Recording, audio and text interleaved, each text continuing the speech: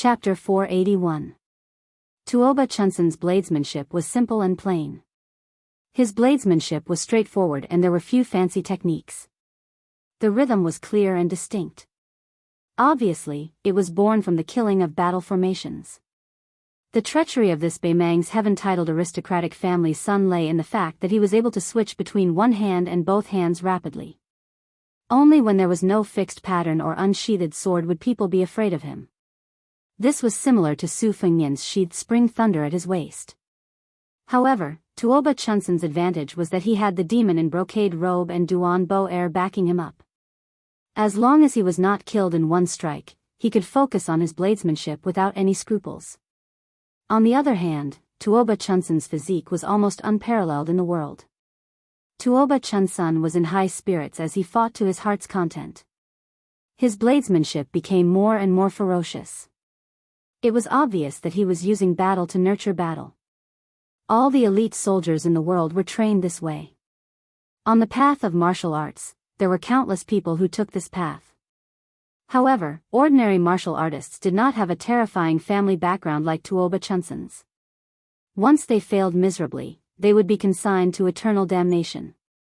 Regardless of how bloody and cruel Tuoba Chunsun's methods were, the temperament he had tempered was in line with the martial arts of the pinnacle.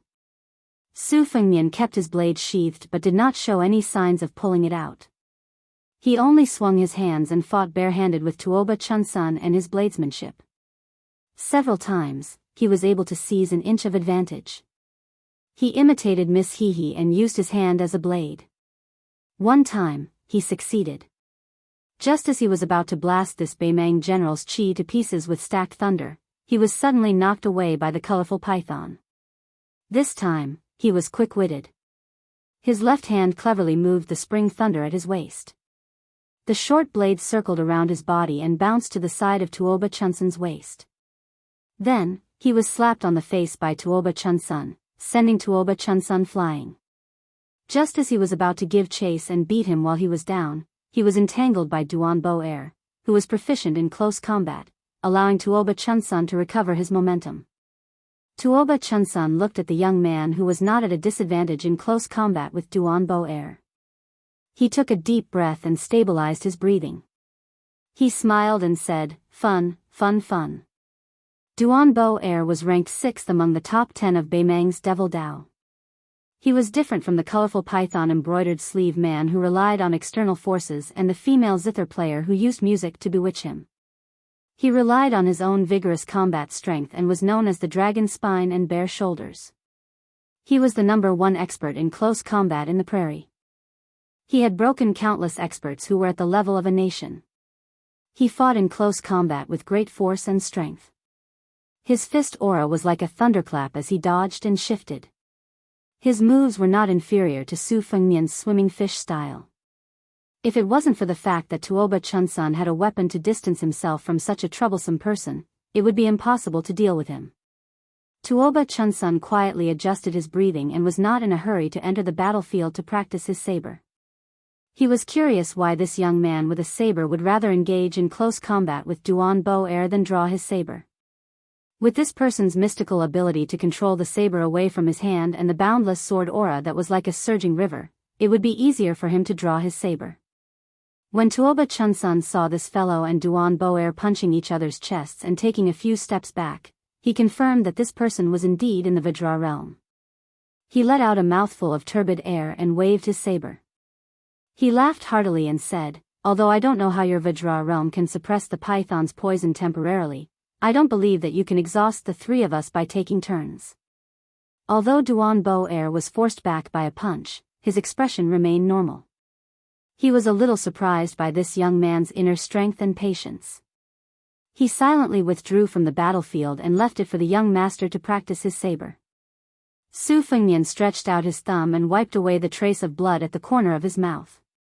Tuoba Chunsun was using him to practice his saber, but wasn't he also using these three people to temper his physique and chi dynamic? Back then, Li Chungang had 300 to 400 sleeves of green snakes, so how could he be beaten up for nothing? Su Fengnian didn't dare to say that he was invincible, but if he were to say that he would exhaust his great yellow court cultivation and stamina that had stepped into the Vajra realm in a short amount of time, it would be a fantasy story. Although Su Fengnian was in a sorry state, he still cherished this opportunity. He was happy to let Tuoba Chunsun slowly play with him. However, his mouth didn't show any mercy. He laughed and said, "Fun? Back then, I told your mother the same thing. When you have a wife in the future, I'll tell her the same thing." The devil in brocade robe opened his mouth slightly and was stunned by what he said. He was really reckless. Didn't he know that the young master's mother was the woman of the number one person in Beimang? Duan Boer let out a sigh and was a little impressed by this young man's guts. He could still be so stubborn even when he was on the brink of death. Tuoba Chunsun had an indifferent expression as he walked into the battlefield with his saber. However, his right hand was on the hilt of his sword as he said slowly, "Since you want to die, I'll satisfy you. Let me ask you one last question. Why is your Vajra realm different from my two retainers?" Su Fengnian responded with a sneer and raised his hand to shake Kunlun. Tuoba Chunsun was ignored by this fellow time and time again. He was at a disadvantage and twitched his mouth. The old man in brocade robe and Duan Boer raised their voices at the same time. They knew that the young master's good temper was gone and that he was about to start the massacre. A colorful python leaped out of the ground 10 steps in front of Su Fengnian and pounced toward him. Behind him, a huge python with a huge body that created a ditch in the grassland slid toward his back. Su Fengnian didn't care about the colorful python's sneak attack. He raised his hands and pressed them down. Kunlun could be shaken, so why would he be afraid of an evil creature that wasn't even a dragon yet? The colorful python that was pouncing toward him was twisted by his hands and slammed into it with his shoulder. When it landed on the ground, it created a huge pit. The colorful python shook its head and was severely injured. Behind him, layers of rivers were broken. 5 to 6 blood grooves appeared on the colorful python's body that was 30 feet long. It bounced into the air and struggled to its heart's content. When it landed on the ground, it was on the verge of death. The old devil in brocade robe's eyes were cold. The attacks of his two beloved colorful pythons were blocked as expected. Seeing that Duan Boer had closed in on him in an instant, the old devil sneered in his heart. Su Fengnian's single breath shook Kunlun and River severing 6, and this was already his limit. After being punched in the chest by Duan Boer, the chi leaked out and formed a mirage. It was originally floating and swaying, and could not be said to be invulnerable. However, it was also broken by this brawny man who was ranked 6th among the devil path in terms of martial prowess. Due to the fist aura, not only did Su Fengnian's hair not flutter backward, it was pulled forward in reverse. After being smashed by the fist aura, his feet could no longer take root, and his body floated backward. Tuoba Chunsun, who had been running all the way, pulled out his sword for the second time. Strands of purple chi appeared on the blade's edge, and in an instant, it was as thick as a finger. The sword chi was a level stronger than before, and the blade slashed out an oblique cross in the air. Su Fengnian raised his arms to block. His sleeves were cut open and fresh blood flowed out.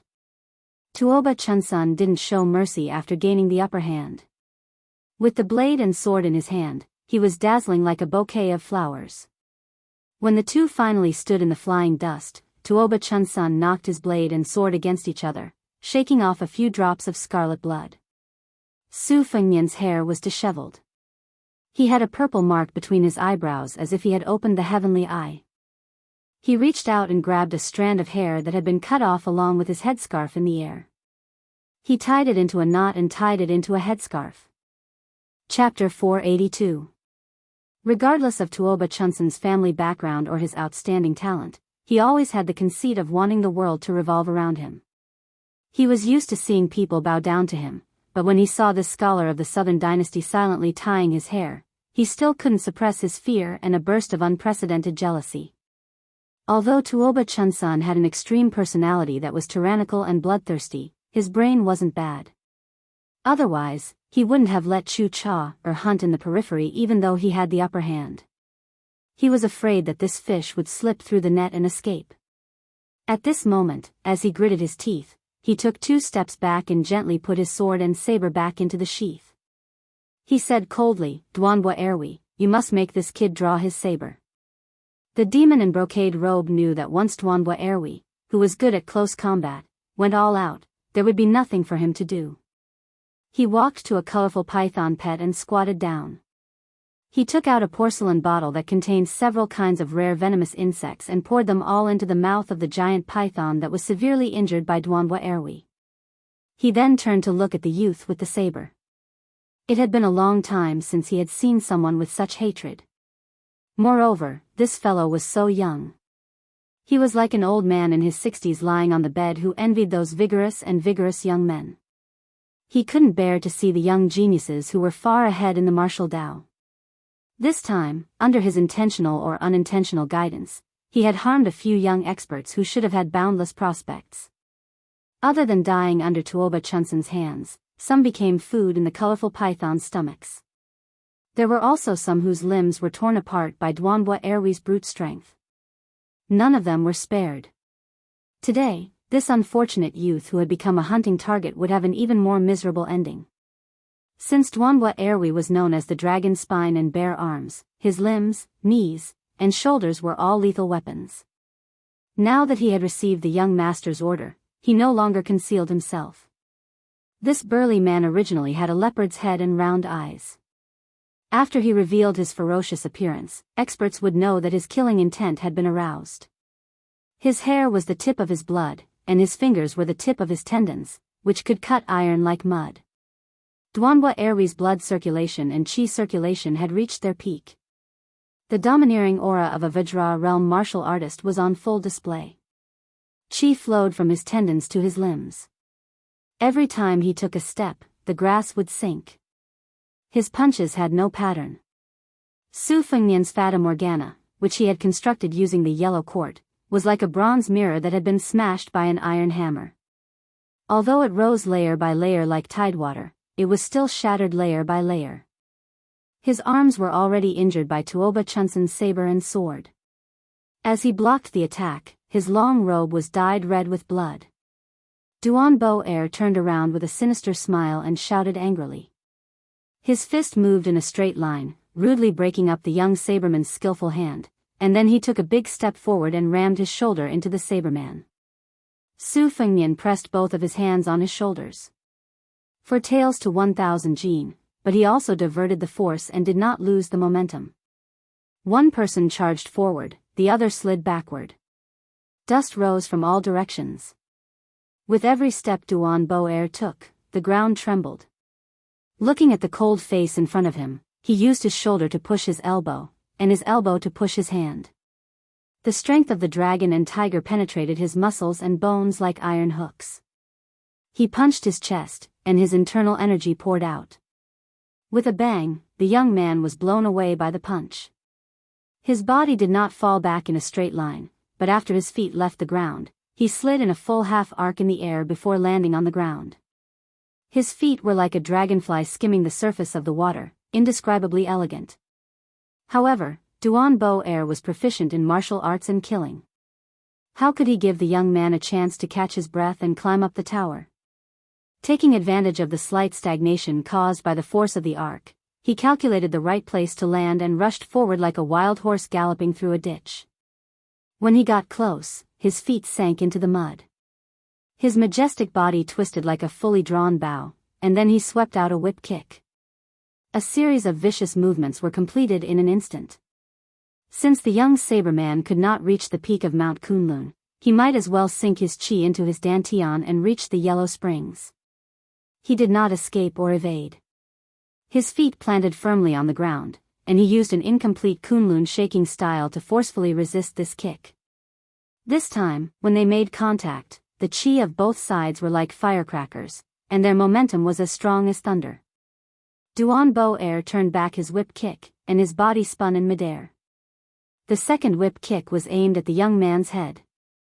Tuoba Chunsun, who had been sitting on top of the mountain and watching the tigers fight, clicked his tongue and laughed sarcastically. It really hurts. It hurts just by looking at it. The young man who was about to be whipped to death was expressionless. His body leaned backward and fell to the ground.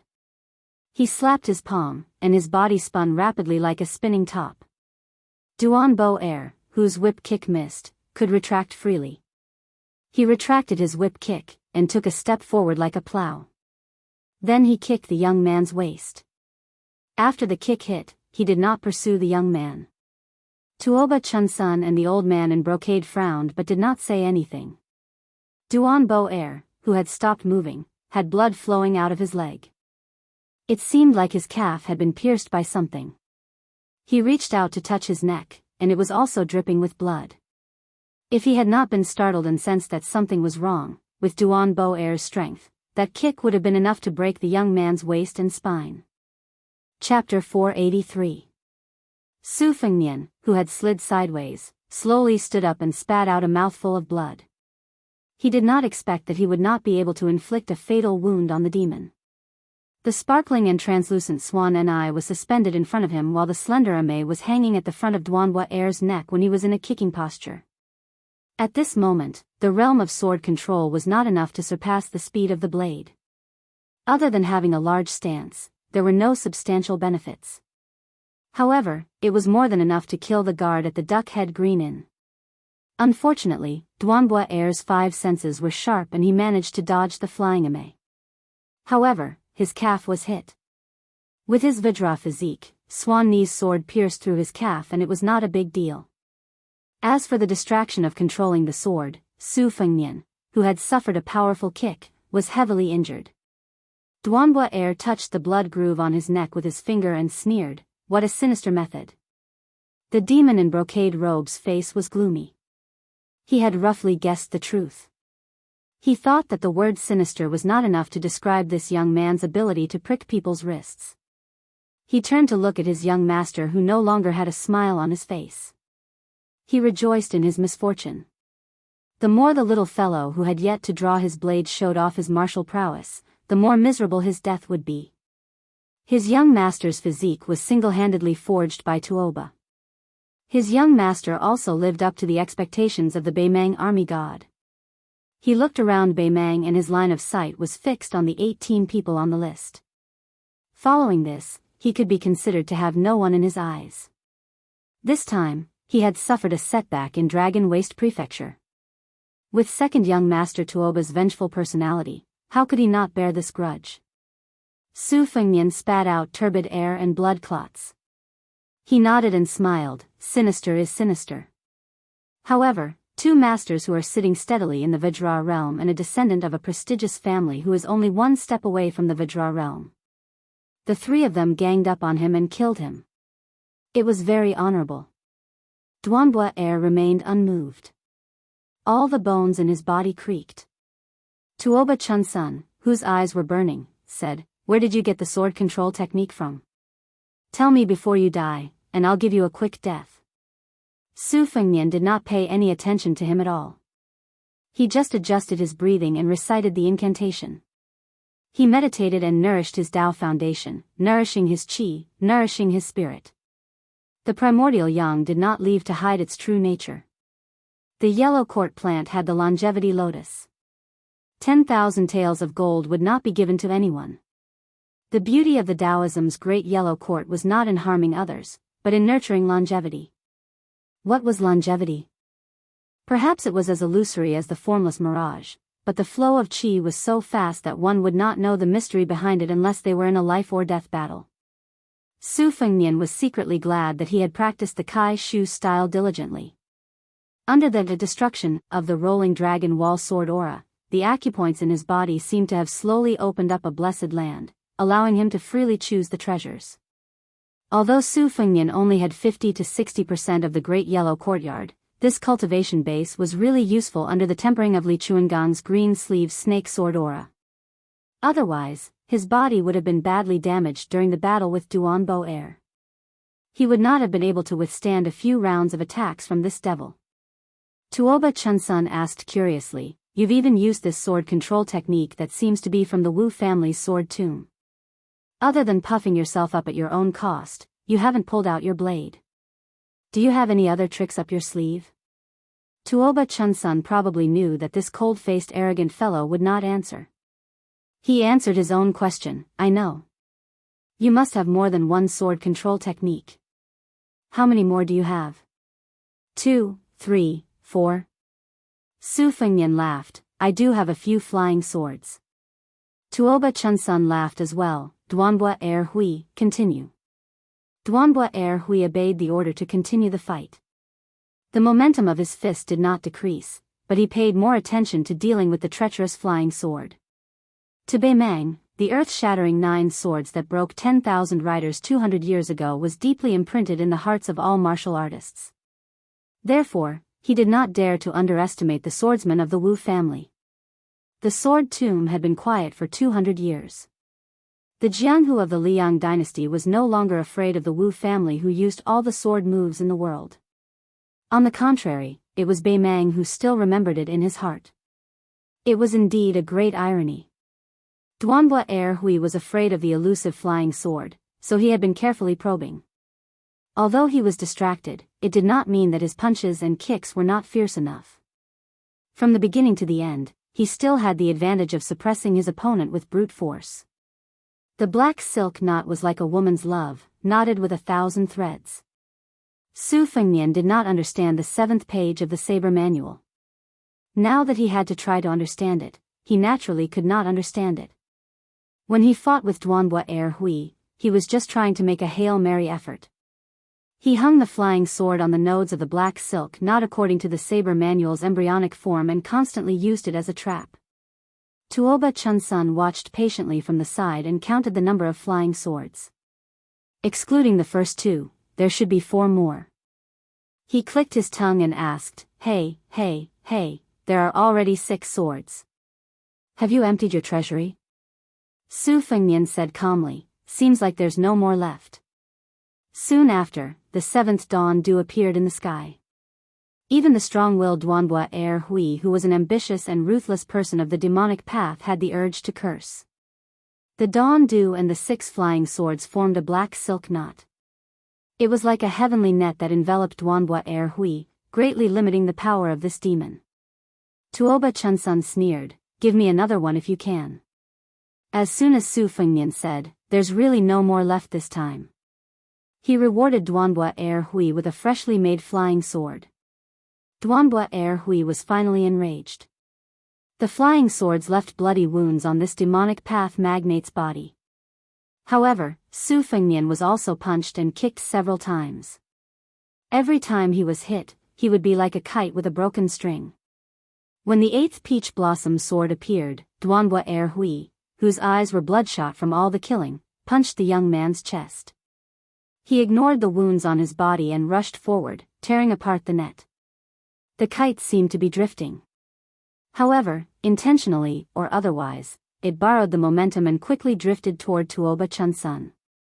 Duanbua Er Hui shouted, young master, be careful. The old man in the brocade robe controlled a colorful python to crash into the young swordsman who refused to give up. Tuoba Chunsun's hands swiftly grabbed the hilt of his sword and saber. Su Fengnian's body rose a few feet in the air. He stepped on the colorful python's head and suddenly pointed.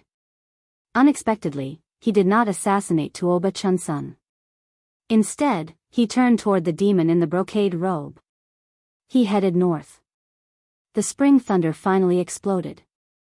I have a saber. An incomparably resplendent stream of light swept across the sky. It was green with hints of purple. Li Chungang has 2 sleeves, I have 1 sleeve. 1 sleeve of azure dragon. The stream of light swept past. The old man in the brocade robe slowly lowered his head. His body was cut in half at the waist. Chapter 484. The robe was cut in half at the waist. The robe was cut in half by the sleeve blade. It was the robe of a devil path magnate that had lived for 60 years. When the light swept out, Tuoba Chunsun squinted his eyes subconsciously, just like an ordinary person looking up at the sun. When this little Tuoba, who had been living a smooth life, opened his eyes, he only saw a corpse that had been cut in half at the waist, and the damned young man who had finally pulled out his saber. He did not know when the short saber had returned to its scabbard. With both hands on the hilt, he slowly straightened his back and turned around to face Tuoba Chunsun and Duanbua Er Hui. Tuoba Chunsun remained motionless like a mountain. He weighed the pros and cons in his heart. If he was the one facing that saber, he would not have been cut in half by the saber with his sword in hand, let alone killing Duan Bo Er Hui. This was probably the shrewdness of this young man with mixed martial arts. After he knocked him down from his horse, he knew that it would not work to capture the leader of the bandits. Therefore, he set his eyes on Jin Xiulang, who was used to riding the colorful python to fight the enemy. Duanbo Erwi, who was ruthlessly plotted against, gritted his teeth and said, "Young master, this man's chest was injured by my last punch. His chi can no longer flow smoothly. He can't even ride his sword, let alone use his saber. Let me collect his corpse." Tuoba Chunsun rolled his eyes and said, "It's best if you can collect his corpse. Don't collect mine when the time comes." Duanbo Erwi was furious. This time, he did not have time to flatter Tuoba Chunsun. After Su Fengnian separated from Li Chungang, he had been cultivating his will according to the sheepskin fur old man's experience in sword isolation. With the help of the divine energy brought by the purple seal golden chamber, the one-sleeve green snake evolved from the two-sleeve green snake, finally unleashed an unimaginably fierce spirit. However, it almost exhausted all of his essence, chi, and spirit. He pulled the bow to the fullest, almost breaking the bowstring. After the spring thunder returned to its scabbard, Su Fengnian could not help but tremble, especially his hands that were holding on to his blade. His body had suffered heavy injuries from the repeated battles with Duanbo Er. His last punch had even caused him to bleed from his 7 orifices. It was just that he had forcefully suppressed it a moment ago, but now it was slowly flowing out. His face was covered in blood. In fact, when he first met Tuoba Chunsun and the colorful python man in silk sleeves, Su Fengnian was not afraid to fight, nor did he want to run. Tuoba Chunsun wanted to use battle to nurture battle and use him as a blade dummy. How could he not have such thoughts? However, man proposes, God disposes. With the addition of Duan Bo Er, he sank deep into the mud, and it was difficult to escape.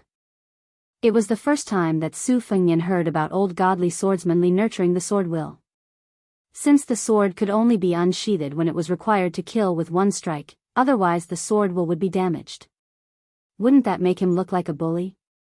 Should he use this sword when facing an opponent whose realm was higher than his? If it was not suitable for him to unsheathe, how was it different from learning the dragon-slaying technique when there were no dragons in the world? However, Li Chungang kept him in suspense and did not give him an answer. He only said that he knew the 5 sacred mountains before going to the mountains. Su Fengnian entered the empty realm of the canyon again. At this moment, the spring thunder no longer rumbled. Su Fengnian slowly closed his eyes. Layers upon layers of jadeite, the sword will and the saber will were all the same.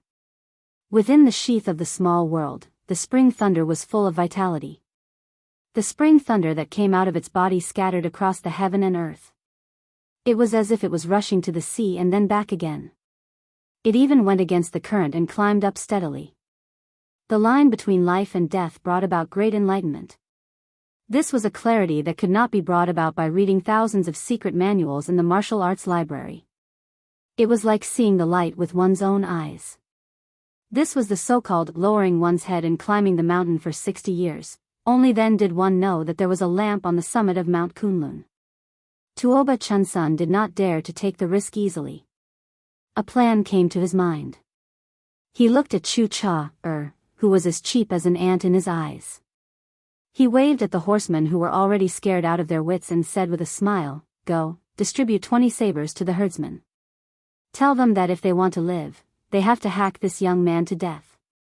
Whether they can hack him to death or not, as long as they raise their sabers, I, Tuoba Chunsun, promise to give them 1,000 taels of gold and 10,000 cows and sheep." Chu Cha's martial arts were mediocre. He only knew that the machete man was not to be trifled with. However, it was easy for him to crush a soft persimmon. He led the 20 horsemen forward and came to the herdsmen. He threw down the 20 sabers and said gloomily, "Did you hear clearly? Our Baimang god of war's young master said that as long as you raise your sabers at the thief who fled into our territory from the southern dynasty, you will be rewarded with 1,000 taels of gold, 10,000 cows and sheep. Moreover, I, the king eagle of this grassland, Chu Cha, also promise you that this lake and this pasture will be given to you. If you don't know what's good for you. Chu Cha did not dare to take the initiative. He quickly and carefully turned his head to look at Tuoba Chunsun. The latter made a gesture of cutting his throat with a saber. Chu Cha, who received the instruction, immediately changed his expression and said sternly, "It's death." Tuoba's youngest son? Hu Yanbao's heart was as dead as ashes. He saw a young herdsman moving to pick up the saber. He glared at him and said angrily, "How dare you?" Chapter 485. The herdsman only paused for a moment. When he saw his fellow tribesmen walking out of the formation, he no longer hesitated. He silently picked up the machetes with clear edges. The herdsmen's wives and children also turned their heads away, not wanting to see this scene. A Baoji rushed out of the tent and spread out his hands between the cavalry and the herdsmen with machetes. His young face was full of tears. The old chief closed his eyes and tears flowed down his face. One old and one young, two faces. In the moment of life and death, they were of no help. Huyen Guanyin ran to a Baoji and hugged him. He rolled to the side and avoided the furious Char. As a shady, he was the unquestionable ruler of this grassland. His ferocity soared. Even if he, an eagle, was only a chicken in the eyes of the Tuoba family, he was not someone the herdsman could go against. He pulled out a long and forged machete and slashed down viciously. Huyen Guanyin's arm was cut so deep that the bone could be seen. Su Fengmian opened his eyes and bent down. The spring thunder spun in his hand. His back was facing the herdsman with machetes. His state of mind was as calm as an ancient well. He had seen too many ugly people and was not surprised. Moreover, for the sake of the tribe and the lives of his loved ones, it was reasonable for him to raise his machete or refuse. He held the spring thunder in one hand and raised his arm with the other. Suddenly, the river behind him broke and a gully appeared. The herdsman's charging formation showed a timid commotion and stagnation. Looking from afar, they could only see dust flying. After all, it was not as shocking as seeing it with their own eyes. The reason why they raised their machetes was not only because they were afraid of the Tuoba family's reputation, but also because they were lucky that this young scholar had a bodhisattva's heart. However, after the grassland split, it seemed to draw a line between life and death. If they crossed it, they would also die. Thus, their lucky mentality was swept away and their courage weakened. Su Fengnian stared at Tuoba Chunsun. He stretched out his hand and smoothed out the creases on his chest that were soaked in blood. He smiled and said, "Without the colorful python man holding you back, it won't be easy to stop me again. Why don't you and I hunt each other?" Tuoba Chunsun let out a wild laugh, which made his handsome face twist a little. Pointing at Su Fengnian, he said, "There is a saying in the Central Plains that goes like this: an arrow at the end of its flight cannot pierce through the silk cloth, and an arrow at the end of its flight cannot float a goose feather. You think you can negotiate with me with your half-dead appearance? Do you feel pain in your lungs when you breathe? Do you think Duan Bo's punch was embroidery?" Su Fengnian said, "How many times can I ride my sword? Have you guessed it before? Similarly, since there was a first strike, why couldn't there be a second or third strike? It's not like I can't drag another one down with me. Killing Duan Bo, who is ranked 6th among the evil sects, doesn't seem to be as profitable as killing the youngest son of the war god." Tuoba Chunsun stretched out a finger and shook it a few times. He smiled confidently and said, "Don't try to scare me. It's useless. I grew up being beaten and scolded by this Tuoba you keep talking about. I'm not scared. I know a little about your temperament. If you can kill someone, you won't talk nonsense. Now that you are talking too much, it proves that you have exhausted all your tricks. TSK, exhausted all your tricks. That's a good saying. Since you are a descendant of the Southern Dynasty's Zhuran family, you should know what I mean, right? Or should I say, you are starting to scheme in the dark again? I'll wait and see. Duan Bo, do it. You can have his limbs, and I'll have his head." Tuoba Chunsun narrowed his eyes and said, "I didn't know it before, but after meeting you, I realize that you know some of the famous words in the books. Nagging and nagging will make you seem more emotional when you kill someone. Su Fengnian faced Duanbo, and exhaled gently. A ray of golden light rushed out of his sleeve. Tuoba Chunsun giggled and said, "Child's play.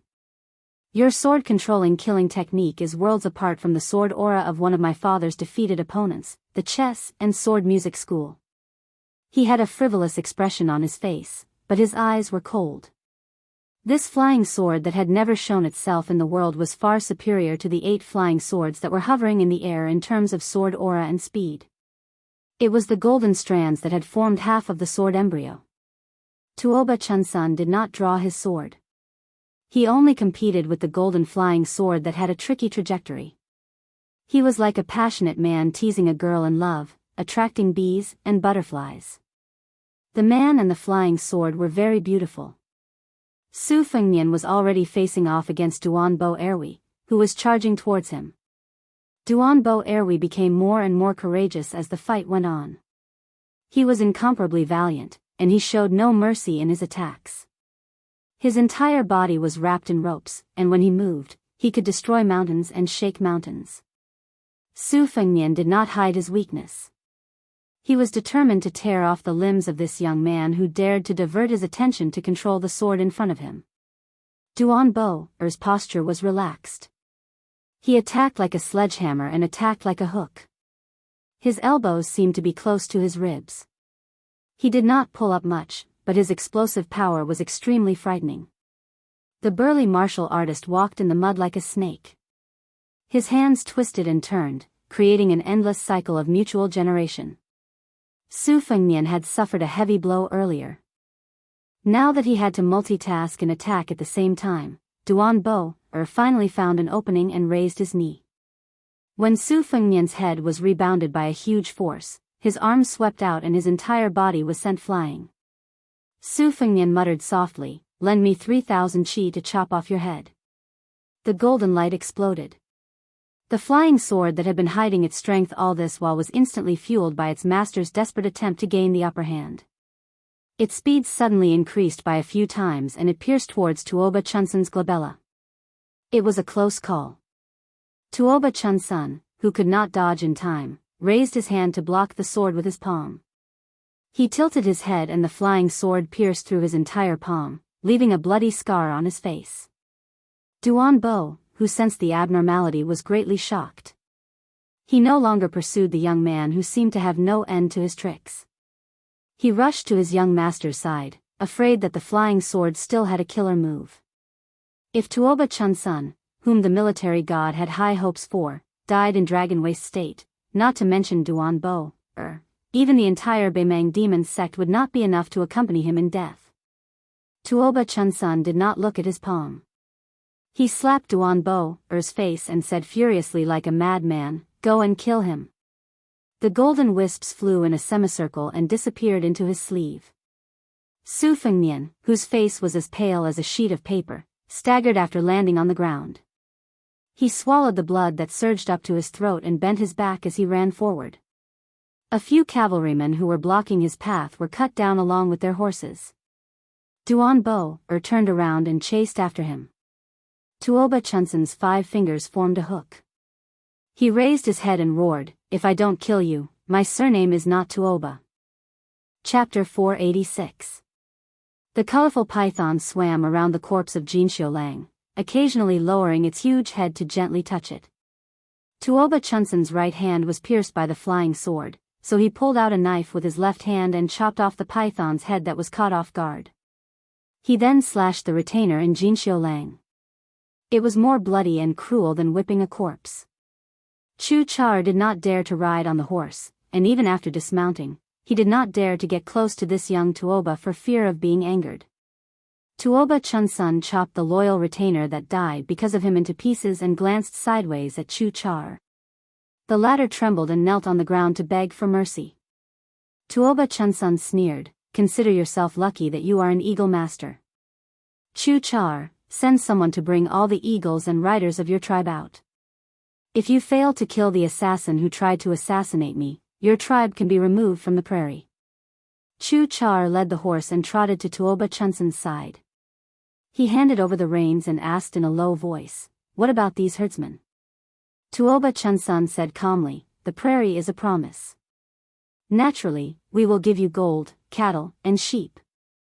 Chu Char nodded like a chick pecking at rice and said flatteringly, "Young prince is indeed the king eagle of the prairie." Tuoba Chunsan mounted the horse and sneered, "Whether they live or die after this is none of my business." Chu Char was stunned for a moment before he came to a realization. He crossed his arms in front of his chest and lowered his head. "Young prince is wise."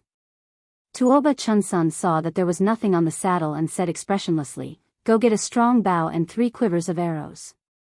Chu Char's lackey shouted. Immediately, there were horsemen who were extremely respectful and rushed over to hand over the bows and arrows. Tuoba Chunsan picked up an arrow with 2 fingers and shot a horseman at the periphery.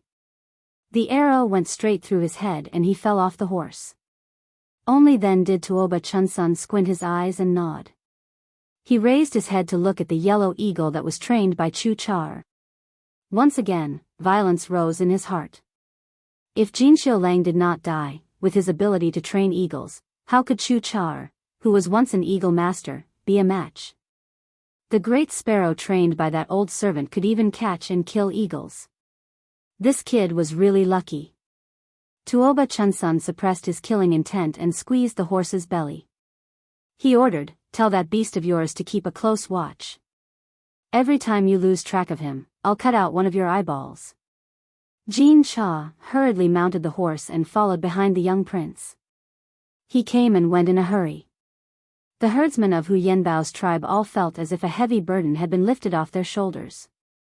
For this small and weak exiled tribe, it was like the dark clouds above their heads had not dispersed, but at least it was not immediately followed by a heavy downpour. Hu Yenbao was already disheartened. He only asked his daughter-in-law to bandage Hu Guanin's wounds. Inside the tent, the young girl's body was trembling from the pain, but she still had a determined look on her face. On the other hand, the child, Abaoji, was sobbing from the heartache. He squatted on the ground and buried his head in his knees, not daring to look at his sister's wound. Hu Yenbao said guiltily, "It's all our fault for harming this young bodhisattva from the southern dynasty." Hu Guanin wanted to say something but stopped. The old man said worriedly, "The one who chased after our benefactor should be young Prince Tuoba." On the grassland, a soul-stirring hunt unfolded. After Su Fengnian broke out of the encirclement, Duanbua Air turned back and chased after him. The distance between them was gradually shortened until they were less than 300 meters apart. They could see each other clearly. The speed of their figures was not inferior to that of a warhorse. Behind Duanbua Air were Tuoba Chunsan, Shirdi, Jin Cha, and 100 riders. After casting the net, it was naturally time to reel it in. Once Su Fengnian fell into the net again, there would be no chance for him to escape. It was already shocking that he was able to kill a Vajra realm expert during the encirclement this time. Su Fengnian bent down like a leopard and did not dare to reduce his forward speed. He turned his head and took a glance at the falcon that was circling in the sky. He knew that if he slowed down his running speed, the recovery of the Great Yellow Court would naturally speed up. However, if he was entangled by Duanbua Air, he would fall into the net again. Although Tuoba Chunsan was injured by the golden strands, he still had 80 to 90% of his combat strength. On the other hand, Duanbua Air was already exhausted. It was not wrong to say that he had exhausted all his abilities. Although he did not know why his entire body was not paralyzed like what the devil in brocade robe imagined, it definitely affected his body's movements. The 8 flying swords formed green strands, the spring thunder unsheathed, the green dragon sleeve, and finally, even the golden strands of forming embryo. Duanbua Air's attacks were all solidly smashed on his body. Su Fengnian had not reached the heavenly phenomenon realm where he could borrow the heaven and earth's weather, nor was he at the earth immortal realm. If Tuoba Chunsan and Duanbua Air had given him 10 to 15 months to recuperate, he could have fought again. However, they were chasing after him urgently and wanted to eliminate him completely. Su Fengnian could only desperately breathe and heal his injuries while running forward. There was no way out. Fortunately, he had the Kai Shu-style Chi-Ji that could travel 300 miles in an instant. He was used to the stinging pain from this kind of Chi-Ji and was able to grit his teeth and endure it. Duanbua Air, who had been running madly, frowned. On one hand, he was surprised by the Chi-Ji of the Southern Dynasty's Chi-Ji. On the other hand, he was even more puzzled by the wound on his leg. When the sword pierced through, he could completely ignore it with his Vajra physique. Even if he could not recover quickly, his Chi-Ji would not be blocked like now. It could be seen that the swordsman's sword-controlling technique had not reached the peak, but the flying sword itself could be considered an immortal item. This made Duanbua Air even more determined to kill this young man. As for the death of the colorful python, he did not feel any sympathy. The Tuoba family was like a large temple. A large temple would have many clay bodhisattvas. With one less bodhisattva, the rest of the bodhisattvas would have more incense offerings. Moreover, Duanbua Air had always been dissatisfied with this old servant's ranking as one of the 10 great devils. On the contrary, he admired Xia Ling and the others more. In his eyes, the old man in the brocade robe was not a devil. He was more like a laughable entertainer raised by the rich and powerful. He only knew how to use his lewd skills to seduce others. The two of them had never seen eye to eye. Duanbua Air's heroic spirit overflowed. He shouted, "Boy, do you dare to fight with me for 300 rounds?" The voice came from afar. "Call your wife or daughter over." Duanbua Air listened to the voice and discerned the Chi-Ji. This person's Chi-Ji seemed to be more vigorous than he had imagined. However, after suffering a great loss, he knew that this fellow's acting skills had reached perfection compared to his young master's. He would not be fooled so easily. Su Fengnian looked at the yellow eagle above his head again. After the time it took to burn an incense stick, Duanbua Air was shocked to find that the distance between them had narrowed to 800 feet. However, the cavalry behind him, who had been galloping in a straight line according to the falcon's instructions, had caught up. Could it be that this fellow had no sense of direction and had taken a slightly unnecessary but fatal arc? However, it was a good thing to be able to close the distance and meet up with his young master. Duanbua Air did not think too much about it. Tuoba Chunsun took the lead and rode side by side with Duanbua Air about 10 feet away. The distance between them and the dying swordsman of the Southern Dynasty was shrinking. Duanbua Air said in a low voice, "Young master, be careful of that person's flying sword." Tuoba Chunsun did not say anything. He picked up a well-made black crow feather arrow from the quiver on his back. 200 steps. Tuoba Chunsun began to draw his bow. At 120 steps, just as Tuoba Chunsun was about to shoot, the distance suddenly increased to 150 steps.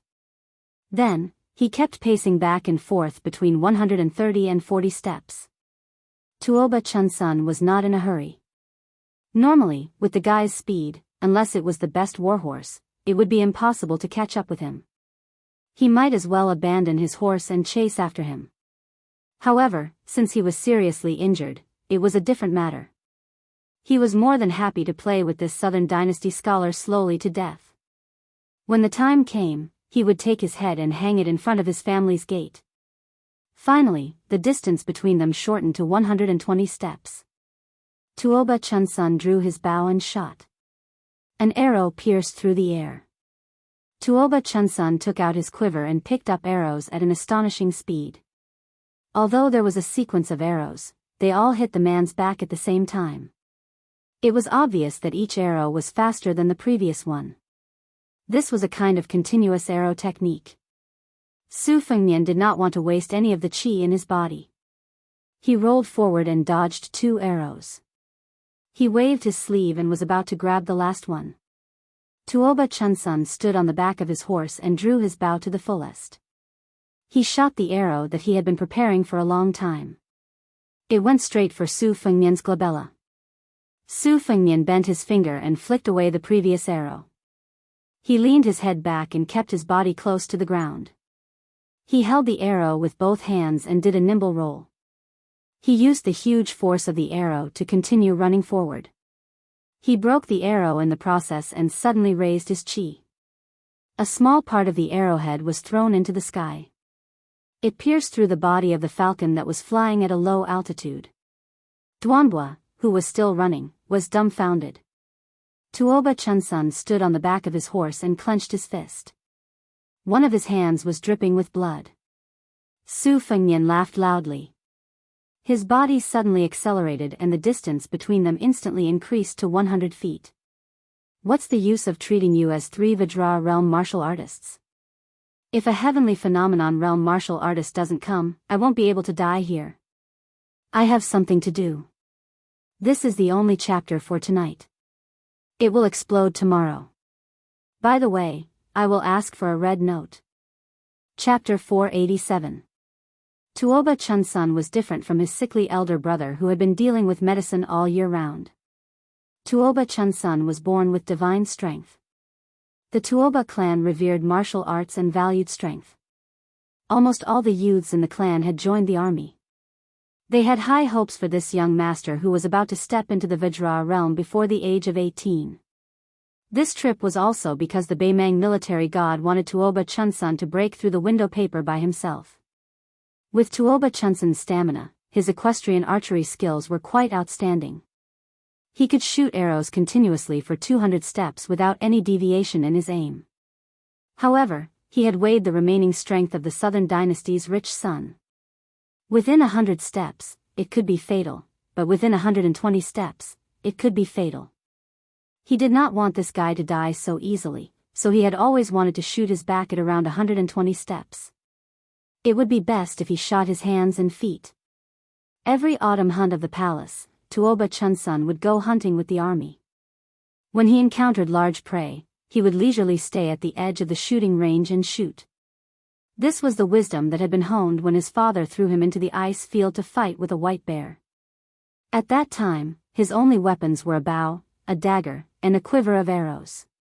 This time, Duanbua Air was not shocked by this boy's archery skills, but he was shocked by this young man's shrewdness. Even when he was in a life-or-death situation, he still did not forget to carefully weigh the pros and cons. The group of people followed closely behind. If they disappeared from sight, they would have to rely on the yellow eagles to keep an eye on them from the sky, providing them with information. They would constantly shrink the distance between the two parties as a smokescreen. Finally, when the yellow eagles swooped down to lower their altitude, they would dodge the arrows and use the arrows to kill them. Everything was done in one go. It was as if after borrowing the chi to control the sword to injure the enemy, they had also sprinkled salt on the young master's wound. When experts exchanged blows, the outcome of the battle was often a hair's breadth away. With the yellow eagle hovering in the air, their victory was assured. Even if they were lucky enough to escape from their field of vision, as long as the general direction was correct, they were not afraid that this person would slip through the net. If they chased him all the way, they would not give him time to catch his breath and heal his injuries. Duanbo Air revealed a sinister smile. Since you can still kill an eagle to demonstrate your strength, I'll give you the straw that breaks the camel's back.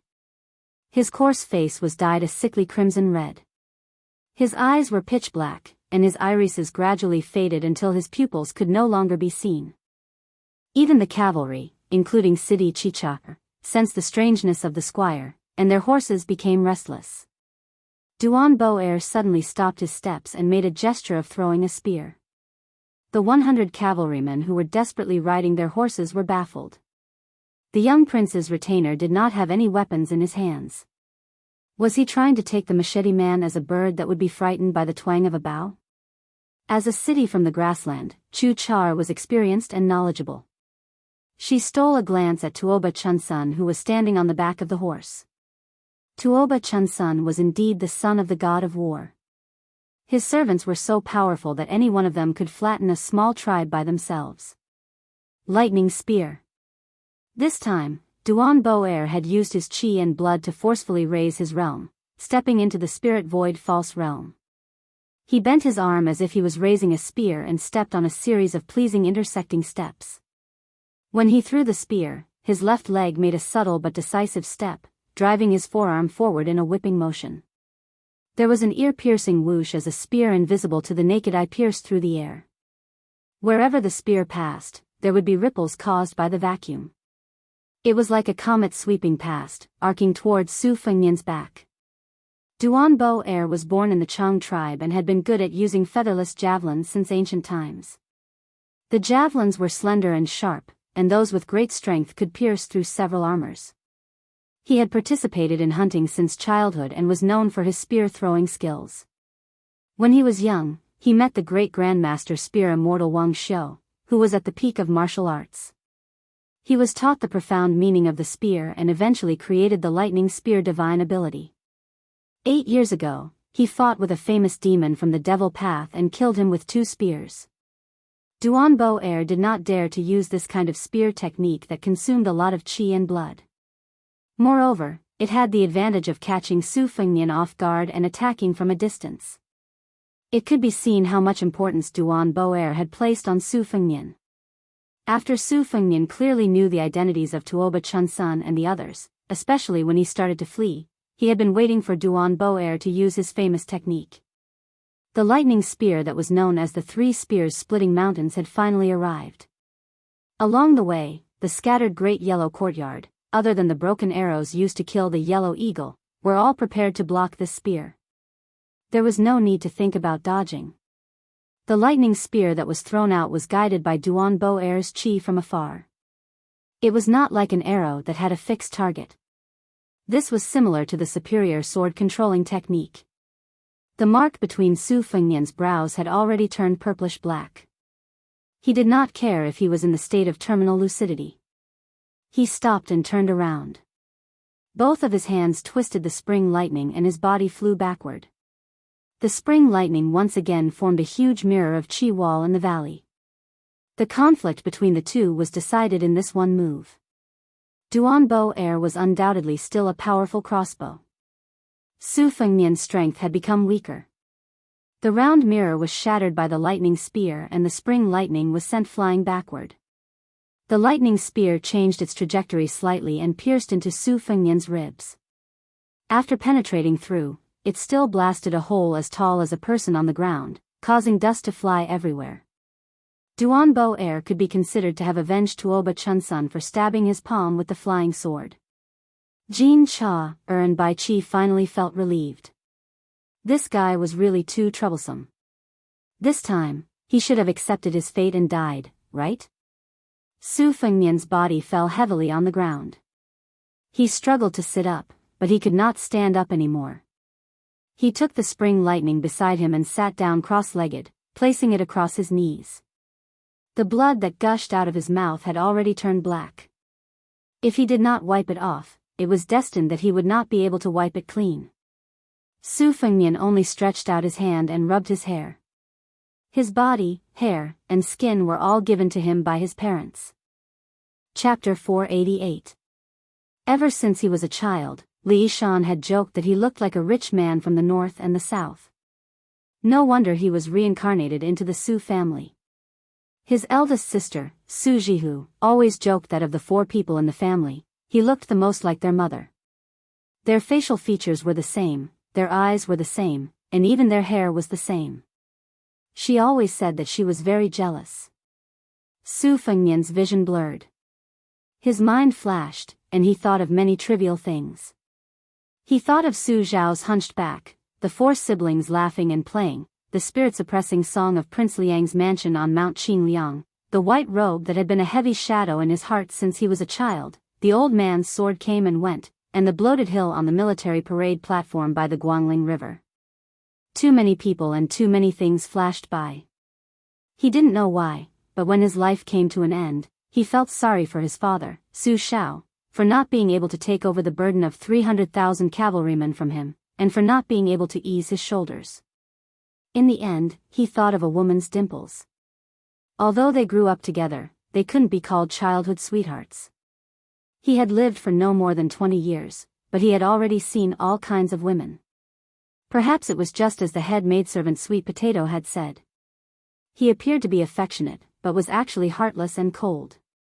He had cared about many women, but it seemed that he could let go of any of them. Only she, no matter whether it was the 3 years of wandering about with old Huang as a stray dog, or his travels afterwards, or this trip to northern Mang, would always think of her and feel his heart ache.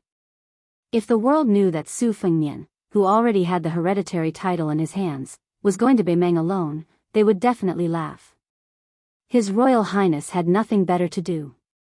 He didn't want to be the heir, so why did he have to risk his life for something? Your father had already proven that no matter how wonderful Jianghu was, in front of the cavalrymen, he could only crawl and surrender. You can just wait for the king of Bailiang to die of old age, and wear that luxurious robe of the king of Bailiang. Why not?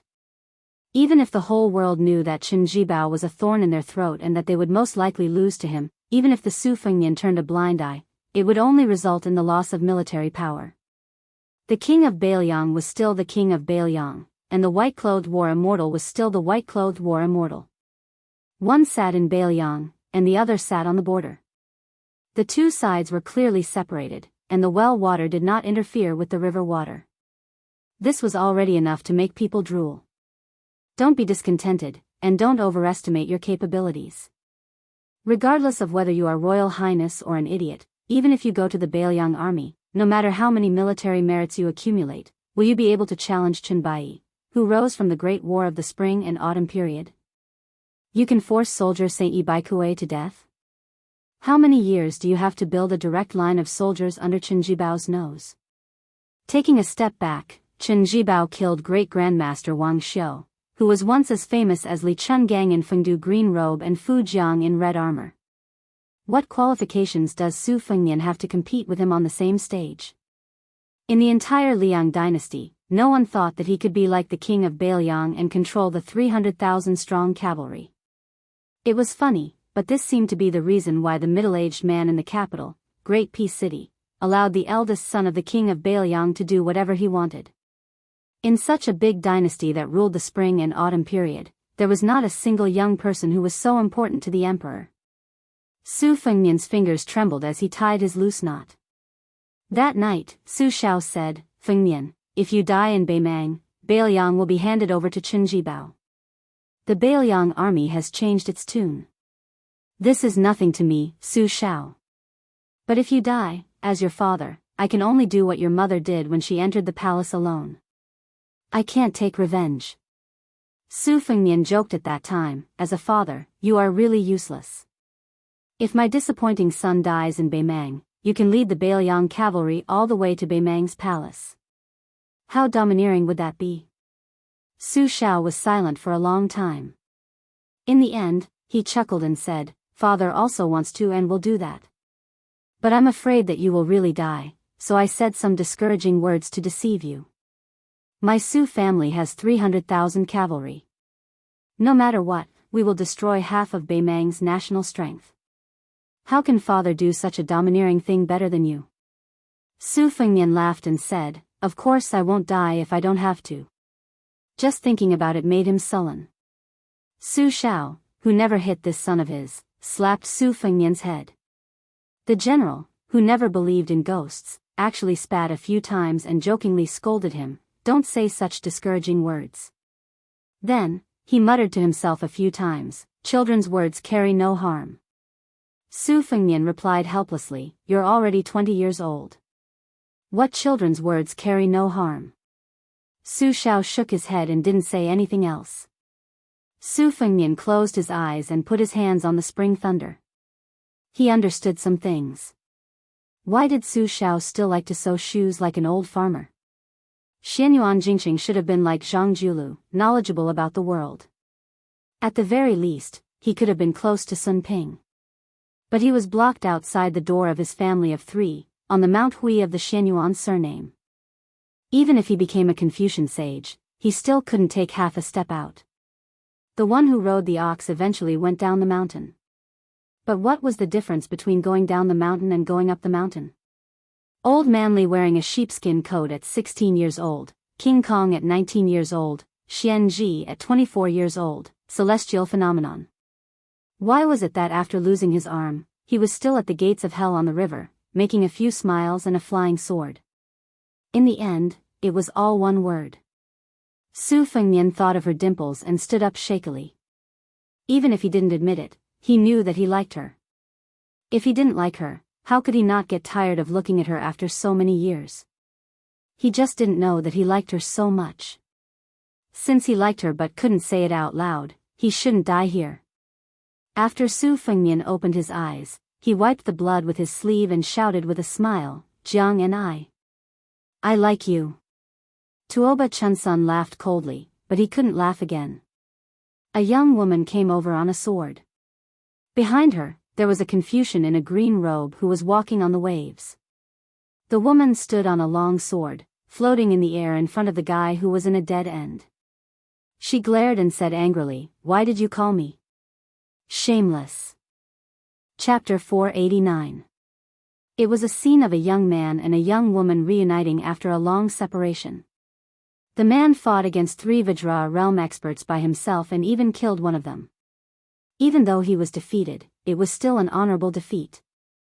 If this news spread out, it would be enough to shake Beimang. On the other hand, the beautiful woman wielded her sword out of thin air. When such a man and woman met in such a manner, except for a blind man, everyone would feel that it was rather spectacular and heartwarming. However, the woman's words seemed to be a little unfathomable. Chu Cha was shocked by the woman's appearance and sword control. The 100-odd cavalrymen behind him looked at each other in dismay. How were they going to fight? Duanbua Erwi didn't wait for Tuoba Chunsun to say anything. He was furious and threw out the thunder spear for the second time. It drew a sharp arc in the sky that was filled with killing intent as it fell towards Su Fengmian's head. The white-haired Confucian in green robes was calm and composed. He landed on his tiptoes and reached out a hand, gently grabbing the thunder spear that was shaking the air. He clenched his 5 fingers and broke the thunder spear into 2 with ease. It was like a child throwing a stone that was casually bounced away by a strong young man. Tuoba Chunsun's face turned gloomy. After Duanbua Erwi deflected the 2 spears, his chi and blood were surging. When he saw the gaze of his young master, he felt bitter. He took a deep breath and was ready to throw out another spear to check the situation of the old scholar.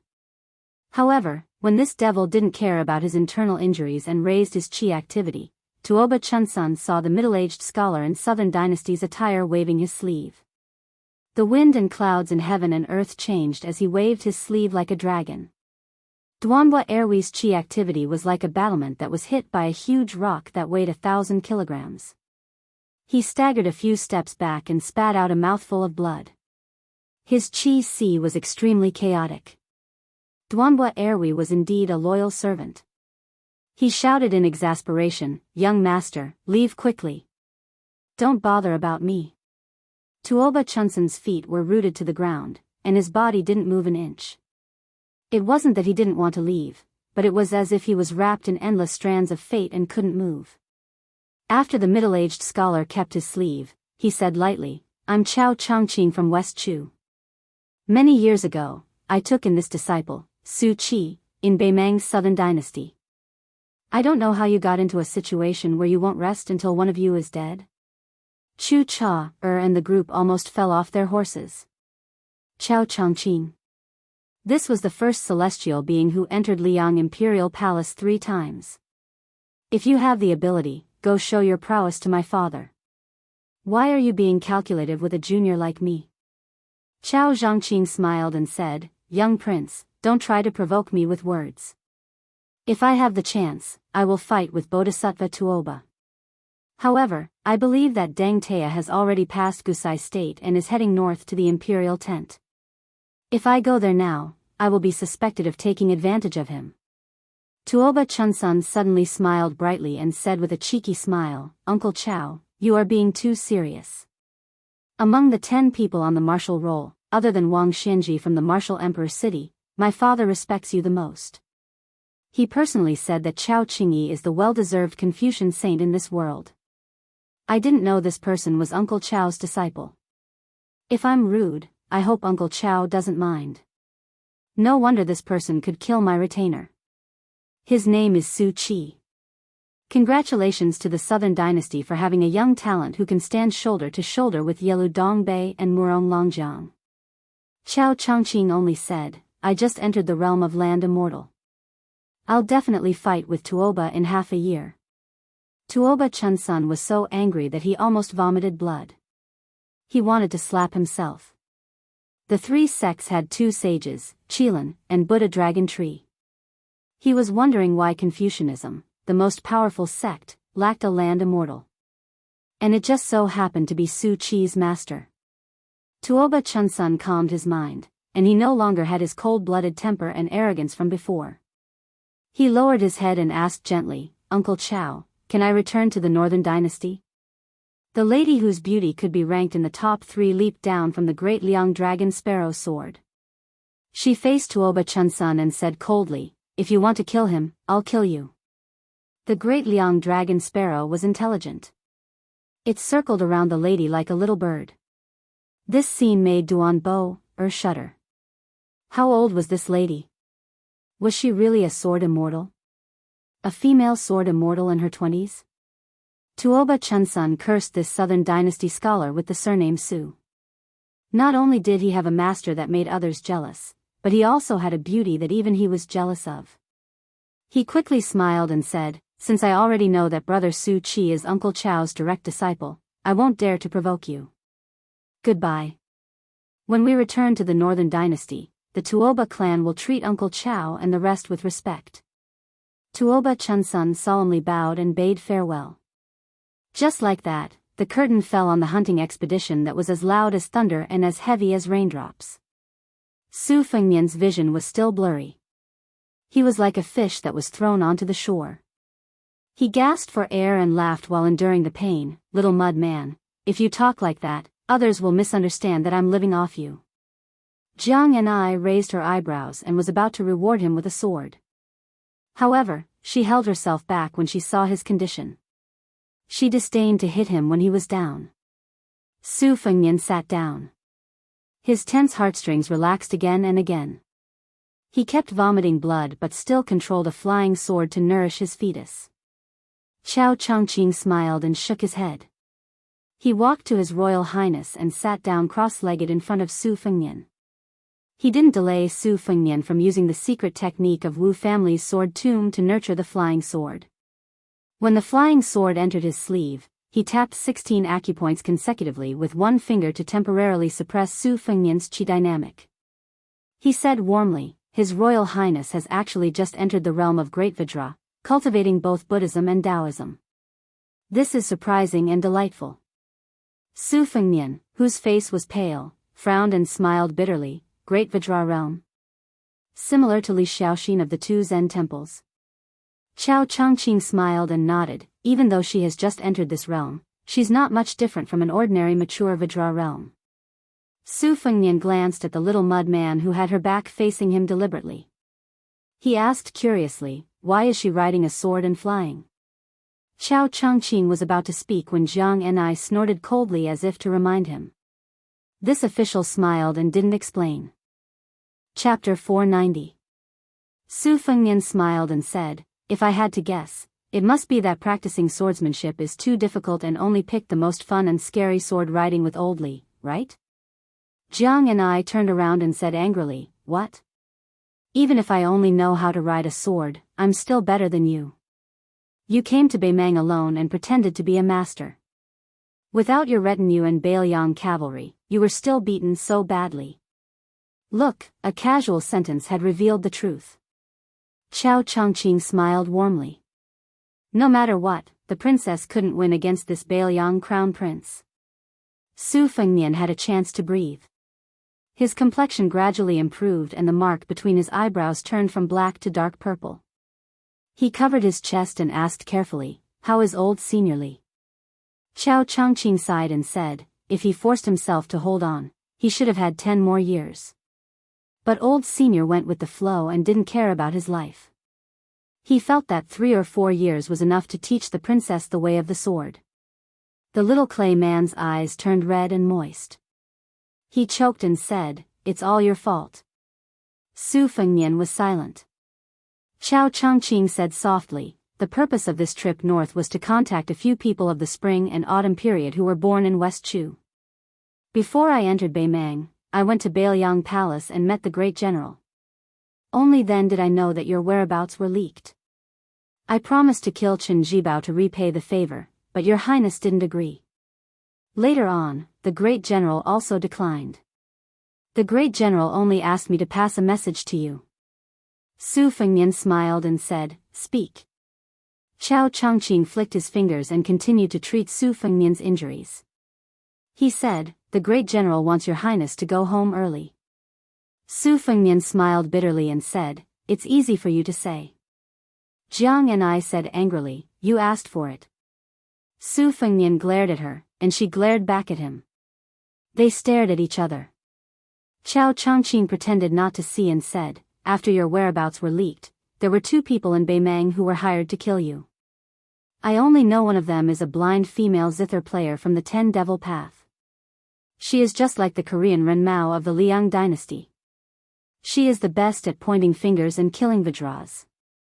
Jiang and I sneered, remember to run when you see her. Don't forget your life when you see her. Su Fengnian snapped, when men speak, women shut up. Jiang and I flew into a rage, I'll stab you to death. Su Fengnian gave him a sideways glance. That's my sword. Aren't you embarrassed? It has only been 3 days since we last met, and I have a whole new level of respect for you. Putting aside your swordsmanship, the thickness of your skin is comparable to mine. Jiang Ni's pretty face flushed red, and the great Liang dragon sparrow sword flew at an astonishing speed. Chao Changqing felt a bit of a headache. Wasn't it a bit inappropriate for an outsider to be flirting in such a way? However, he quickly recalled His Royal Highness's even more inappropriate confession and immediately felt relieved. Enemies always meet. She hit the nail on the head. Su Fengnian laughed, little mud man, have you gotten calluses on your hands? Let me take a look and I'll know if you've been slacking off. Jiang and I replied with His Royal Highness's catchphrase, shut up. However, compared to Su Fengnian's, shut up, her momentum was much weaker. Chao Changqing said slowly, it was the king of Beiliang who gave me the approximate route to the north, and I was able to meet His Royal Highness in time. Otherwise, I would feel guilty for the rest of my life. Su Fengnian shook his head and laughed, congratulations to Sir for becoming a saint. Chao Changqing said calmly, it's all thanks to the princess's calligraphy and sword control. Su Fengnian couldn't hide the surprise on his face. The little mud man snorted a few times, and his limpid eyes were obviously complacent. Su Fengnian asked, when will you leave for Gusai Prefecture of the Southern Dynasties? The green-robed Confucian who had reached the realm of Confucian saint smiled and said, we'll have to wait until His Royal Highness recovers. The little mud man fanned the flames and said, Master, Master, Master. Su Fengnian smiled but didn't say anything. Chao Changqing squinted his eyes and smiled brightly. He said, the prince is indeed a master. Facing 3 Vajra realm martial artists, you fought and killed one of them. The closed sword technique, which was born from the sword opening gate, and the 12 swords given by Dong Tai, will definitely shock the 2 Jianghu in the future. Su Fengnian shook his head and sighed, not to mention Elder Li and Mr. Chao, even compared to White Fox's face, he's still far behind. Not to mention there's a bull rider. Jiang and I curled his lips and said, compared to Hong Shixiang and Nangong Push, he's really shameless. Su Fengnian nodded seriously and said, if he's shameless, how can he say he likes you? You're the same. I just called out your name, and you rushed over on your sword. Jiang and I was instantly defeated and threw away his armor. His ears turned red. He wanted to say something but couldn't say a word. Chao Changqing tactfully turned a deaf ear. Su Fengnian and Jiang and I said at the same time, I'll kill you with one sword. Jiang and I, who had been defeated again and again, hurriedly left on his sword. One sword came from the west and one sword went to the east. Only Su Fengnian and Chao Changqing were left at the scene. Su Fengnian asked, it's okay for him to leave like this, right? Chao Changqing smiled and said, it's okay. Everything within 100 miles is under my control. His Royal Highness can heal himself. Su Fengnian closed his eyes and concentrated. Jiang and I stood on the sword 10 miles away in one breath. Her long sleeves fluttered in the wind like a fairy. She bit her lips and was about to cry. She carelessly wiped her cheeks and said to herself, don't cry. Xiao Changqing calmed himself down and felt a little emotional. After parting ways in the Jiangnan circuit, the princess and his uncle returned to the Old West Chu. In the beautiful mountains and limpid waters, regarding the unique cultivation method he taught her, she slacked off for 3 days to fish and 2 days to dry the net. She only diligently took care of a vegetable garden, never getting tired of it. Otherwise, she would lie on the table in her room in a daze counting copper coins. It wasn't until she saw Li Chungang, who broke 2,600 armor with one sword by the Guangling River, that she smiled. However, she was not interested in learning swordsmanship after that. She only put in some effort to practice her calligraphy. It was only when he said that he was going to Northern Mang and might have to make a trip to the Northern Liang Prince's mansion that she picked up the Great Liang Dragonfinch and took the initiative to practice swordsmanship. After bargaining with Li Chungang for an entire day, she finally chose the most outstanding swordsmanship, imperial sword manipulation. However, the princess's temperament was really mischievous and lazy. She was afraid of heights since young. Even if she occasionally mustered up the courage to imperial sword manipulation, she would only fly a few feet above the ground. Her diligence in imperial sword manipulation increased the closer she got to Northern Liang. It was only when she heard that Su Fengnian was rushing to Northern Mang that she began to truly focus on imperial sword manipulation. Flying on the sword over the mountain peak. Flying on the sword across the river. Her momentum was like a rainbow. Her realm improved by leaps and bounds. Even Xiao Changqing was shocked and amazed. Chapter 491. Xiao Changqing took advantage of Su Fengnian's meditative state to take a few glances at him. There was no doubt that he had just entered the Vajra realm. Compared to when he first met him in Gangnam-do, his aura was much grander. In West Chu, he and Li Chungang had nothing to do, drinking and discussing heroes. The old god of swords had mentioned this ill-fated prince of Bailiang many times. His words were full of praise and criticism, and he had raised his future achievements to the same level as Bai Hu, Er's face at Tide Listening Pavilion and Qi Xianxia at Mount Longhu. The old senior had praised this young man's tenacity, unlike the usual playboys. Although his martial arts talent was slightly inferior to Hong Shixiang's, he could make up for it with hard work. Moreover, he was so afraid of death that he was willing to use the stupidest method to improve his realm. The only thing he disliked was that this young man was affectionate and heartless towards women. Whenever he saw a beautiful girl, he could not help but flirt with her. His skill in defecating was superb, but he was careless in wiping his ass. He was like this to the West Chu remnant Yu Xuanji and Princess Jing and Pei Nanwei, which made the old man roll his eyes. Xiao Changqing did not have a good or bad impression of this young man. However, he was able to refuse the temptation of giving away the princess in exchange for killing Chen Jibao. Xiao Changqing had been through ups and downs in the officialdom and was already experienced in the ways of the world. He was only slightly surprised. Long-term planning was his forte. If Su Fengnian had agreed at that time, it would have been really disappointing. With the princess's stubbornness, she would not hesitate to stab this heartless man to death or never see him again for the rest of her life. Xiao Changqing was actually happy with such a situation. It was far less worrisome than the current situation. However, when the princess came riding on her sword and heard the confession of a dying man, Xiao Changqing could not help but sigh. Back then in the palace of West Chu, he entered the palace at a young age and played the jade pieces for so many years. Who was he playing for? Did she know that person? Perhaps even before she died, she only thought that this chess player was giving pointers to the emperor, right? Compared to this young man in front of him, even if he was already a Confucian saint, wasn't he inferior? Xiao Changqing turned his head and looked in the direction where the little princess, the pillar of the old West Chu, flew on her sword and sighed. She and Su Fengnian were destined to part ways. In the future, she would be forced to risk her life because of her uncle and the fate of the West Chu country. Was this why she was so lazy to practice the sword under the guise of being afraid of suffering? Xiao Changqing collected his thoughts. Seeing that Su Fengnian's qi had reached a critical point, he gently tapped his fingers to help him climb up Mount Kunlun. In this battle, his meridians were severely damaged. Even with the protection of the Great Yellow Court, which had been unique in Taoism for hundreds of years, it was not easy. Why did His Royal Highness have to do this? Qiao Changqing smiled. In his opinion, in times of chaos, wealth and honor were sought in the narrow path. In times of prosperity, one had to walk the bright path. Su Fengnian, the nobleman's son, seemed to be in the middle. He looked bright on the surface, but he was dangerous on the inside. Qiao Changqing did not have any pity for him. Since he was born into the Su family, he had to be aware of the difficulties. The princess, whose real name was Jiang Si, was the same.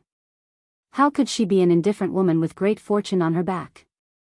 After Su Fengnian's 3 Qi revolutions, he opened his eyes and asked, "Are you really going to restore the West Chu dynasty? Is that why you came to Beimang to contact the survivors?" Qiao Changqing did not hide this. He nodded and said, "That's right. Many of the West Chu survivors are now powerful ministers of the Southern dynasty in Beimang. Before I arrived at the border, I went to the Liang Palace and carved words on the 9 Dragons wall, revealing my identity as the princess to the world. The imperial court began to set up a literary prison. The king of Guangling also personally led troops to suppress the 6 academies. The old grand preceptor of the capital, Sun Shiji, resigned and returned to his hometown. The students of the imperial college were agitated. The left chancellor and right chancellor's pretense of affection was completely broken. The emperor of the Zhao family did not approve of the old grand preceptor's resignation, but allowed Huan Wen to resign from his position as the left chancellor and go to Guangling Taoism to be the administrator to appease the public opinion of the scholars. Su Fengnian smiled bitterly and said, "Fortunately, it's her. Otherwise, she would definitely hate you for making things difficult for her." Qiao Changqing said calmly, "No matter if the restoration of the country fails or succeeds, I will definitely apologize to the princess with my death at an appropriate time. I have to give the princess peace and stability." Su Fengnian changed the heavy topic and asked with a frown, "Why did Dong Tai go to the northern dynasty to provoke Tuoba?"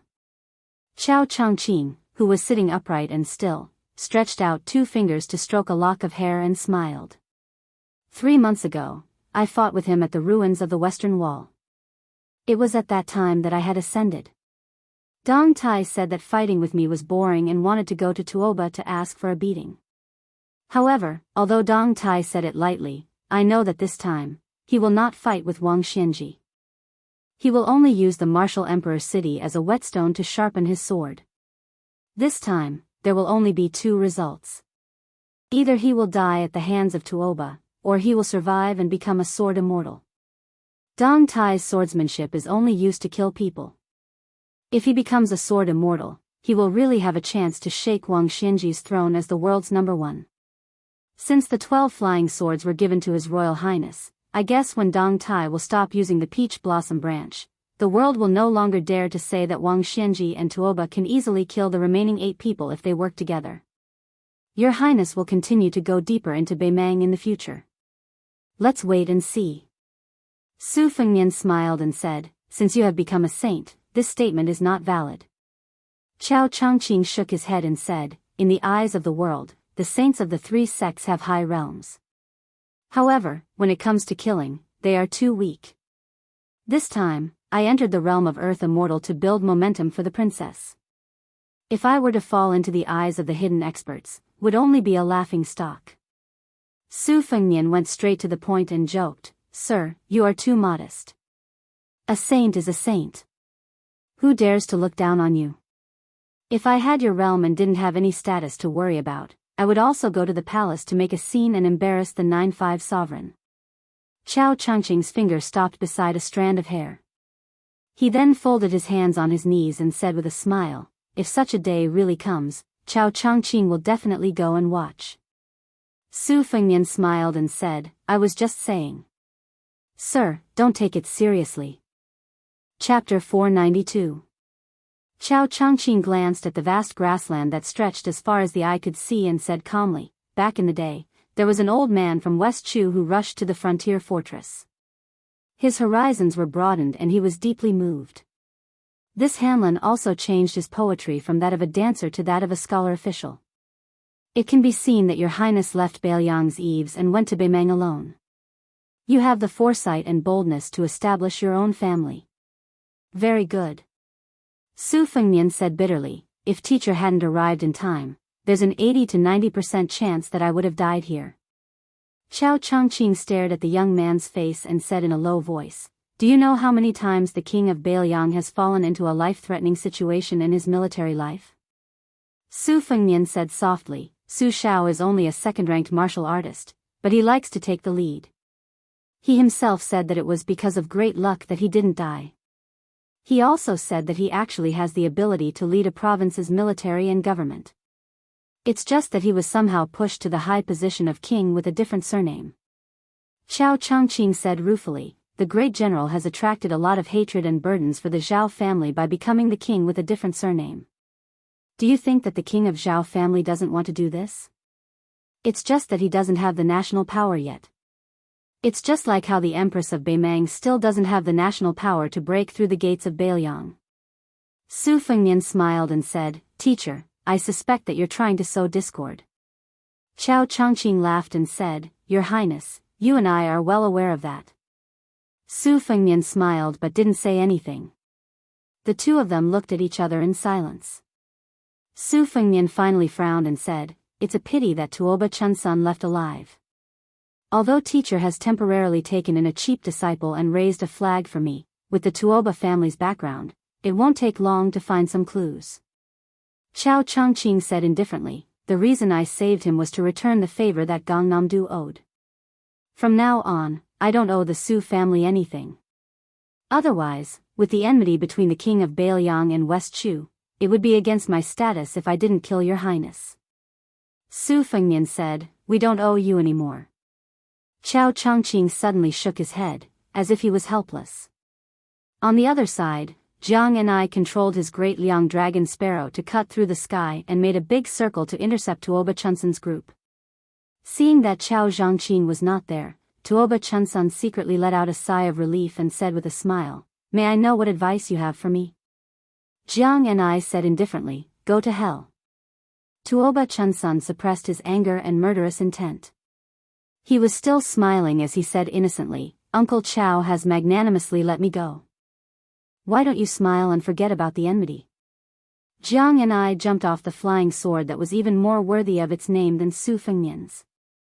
After landing on the ground, he did not waste time talking nonsense with this little Tuoba. He put his index and middle fingers together and whispered, Lin. The great Liang's dragon sparrow pierced through the sky in an instant. Its majestic aura was not inferior to Bo Er's thunder spear. Tuoba Chunsun's pupils contracted violently. He quickly took out an arrow from his quiver and shot it with his bow. The arrow hit the flying sword accurately. Not only was it bounced off, but it was also crushed by the majestic sword aura. The great Liang's dragon sparrow didn't slow down. Tuoba Chunsun, who was sitting on the horse, was defeated by the arrow. He pulled out his Mang saber and held it in front of him to block the flying sword. The Mang saber trembled slightly and was cut in half. Tuoba Chunsun lowered his head, threw away the Mang saber, and dodged off the horse. The flying sword circled back to Jiang and I, which was equivalent to drawing a complete circle. Formation. Jiang and I bent his middle finger and put it on his thumb, gently forming a seal. What a great celestial being sitting in the dark, the sword in the vast ocean. If Li Chungang saw this scene, he would definitely boast that his disciple was more worthy of the 500-year praise than him. The flying sword soared in the sky, turning and turning as it wished. The sword was like antelope hanging from the horns, drawing a dazzling trajectory. Chu Cha, and the others only saw young Prince Tuoba being chased in all directions like a dog that had fallen into the water, while this Zishiai and the 100 cavalrymen all dismounted from their horses and crouched on the ground at the same time, afraid that they would be caught in the crossfire. Bo Er was afraid of the flying sword's speed and sharpness. He only dared to use his chi to meet the enemy, helping his young master to share the burden of the tide-like sword aura. This young woman cultivated the heavenly way of the Confucian school that Qiao Chongqing taught her and the supreme way of the sword that Li Chungang painstakingly created. No one in the world could be like her, who had both a gifted foundation and an unparalleled amount of luck. Ordinary martial artists had to painstakingly climb up the stairs, looking at the mountains and sighing at their inadequacies. She was the only one who could reach the heavenly way in a single step and still recklessly waste natural resources. She would slack off from time to time and always like to be in a daze on the way to the top. However, it was precisely such a woman who did not put much effort into the way of the sword that Li Chungang recognized as a person who could still reach the peak of the way of the sword even though her way of the sword had already reached a high level. When Su Fengnian saw the little clay man returning on the flying sword in a huff, he asked Chao Changqing softly, "She went to find trouble with Tuoba Chunsun?" Chao Guanzi smiled and nodded. Of course she didn't kill him. Tuoba Chunsun and that retainer were probably apprehensive of my existence, so they didn't fight back. Su Fengnian asked, "Mister, can you give me another 4 hours to recuperate so that I can talk to Jiang and I?" Chao Changqing nodded expressionlessly. After 4 hours, Su Fengnian slowly exhaled a long breath with a normal expression.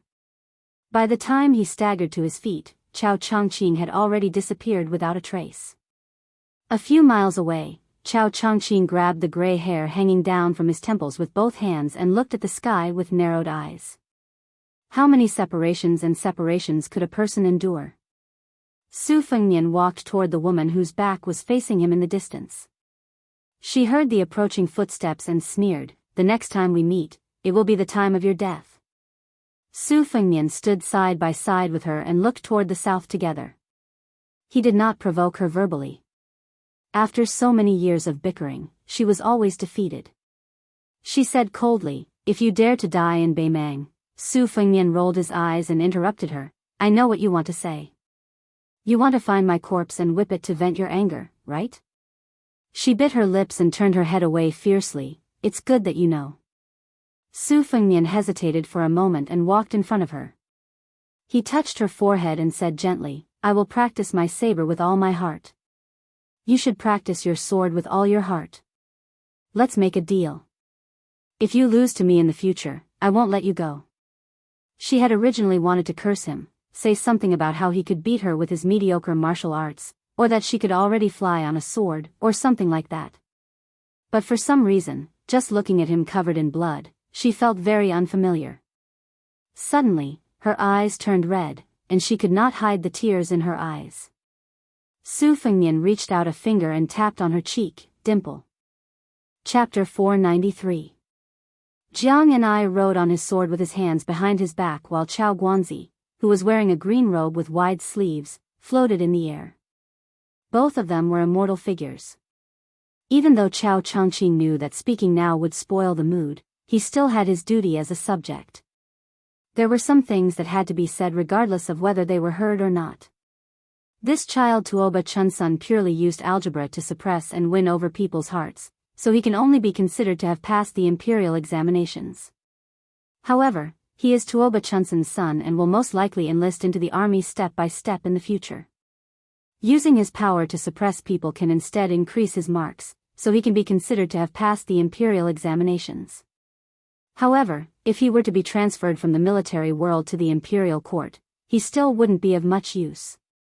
He is far inferior to Dong Zhuo, who was born in the wilderness and is smooth and slick in social relations. "Princess, this time when you go to Beimang South Prefecture's capital city to receive the old officials of West Chu, young master only needs to show up once. As for the rest of the trivial matters, you can leave them to me to handle." Back then, 30 to 40% of the aristocratic families in the imperial court fled north to cross the border. Other than their selfish desire to not let the inheritance of their family line be severed, they didn't blindly cherish their lives.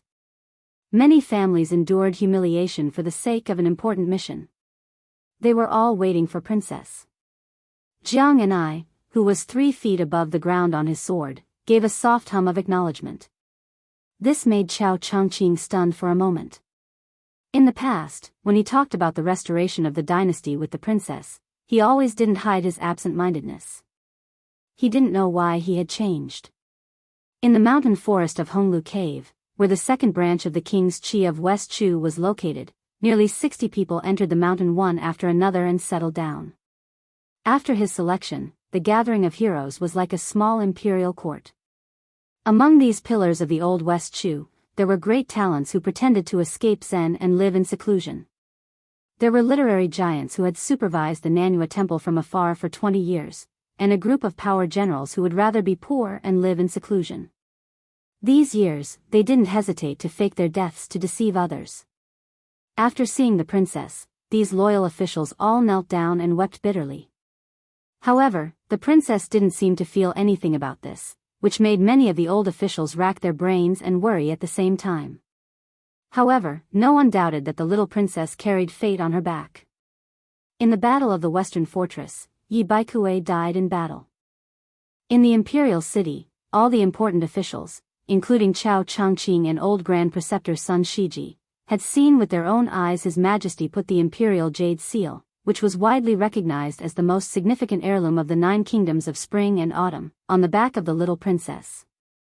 The brilliance of the imperial jade seal, which symbolized the fate of a country, faded and dimmed. It became no different from an ordinary piece of jade and was completely transferred to her. It was the dusk of an empire that was about to collapse. The 9 courtiers knelt in the throne room together. Chao Zhangqing could still remember the ear-piercing sound of the hot jade seal burning the tender back and the bitter and desolate cries of the young princess. Jiang Ni's eyes were determined. "Uncle, I know that the reason why you became a saint and took me to the Western Wall and the Imperial Mausoleum is to secretly transfer your state and the remaining fate of West Chu to me. You don't have to hide it anymore. I will accept it all." Chao Guanzi's eyes were gentle as he softly said, "Princess, you don't need to care about the thoughts of the ministers. The princess being by our side is already the greatest grace, you don't need to pay any price. Chao Zhangqing and the old and orphans are scheming, the princess can place all her thoughts on that small vegetable garden." Su Fengnian was willing to send the princess back to West Chu. If Chao Zhangqing can't give the princess a stable life, then there's no need to revive the country. Jiang Ni slowed down the speed of her sword and said softly, "He's not afraid of death. Why should I be afraid of pain? I won't count coins anymore." The official, who had unknowingly turned from a young man to an old Confucian scholar in his 50s, nodded and said with a mischievous smile, "Okay. Even if you secretly count, Chao Changqing will only pretend that he didn't see it." Jiang Ni smiled brightly, revealing 2 dimples. She clenched her fist and waved it. "Uncle, tell me about the first level of martial arts. I didn't pay attention before." Chao Changqing smiled from the bottom of his heart. There are 4 levels of the first level: Vajra Finger, Celestial Phenomenon, and Land Immortal. The Vajra realm is derived from Buddhism's invincible golden body. Finger is the abbreviation of Taoism's Xiantong. It means to ask about longevity. Celestial Phenomenon is the vast realm that we Confucians pursue. When the world isn't peaceful, it's up to the scholars to cultivate their bodies and govern the country. Whether it's writing or meritorious deeds, they have to use the vast righteousness to protest against injustice. However, most of the scholars only study to obtain scholarly honors for the emperor. They rarely study for the millions of people. As for the land immortal, they can travel outside their body and roam freely between heaven and earth. They can truly be unrestrained. Although the first 3 levels of the first level are named after the essence of the 3 sects, they usually don't have much to do with the people of the 3 sections. On the contrary, martial artists who pursue the path of Tao through strength step by step become the focus of attention in Jianghu. The eminent monks of Buddhism habitually cast the Great Vajra, which has the characteristic of golden blood. Currently, there are only 2 or 3 monks who have become such Buddhas.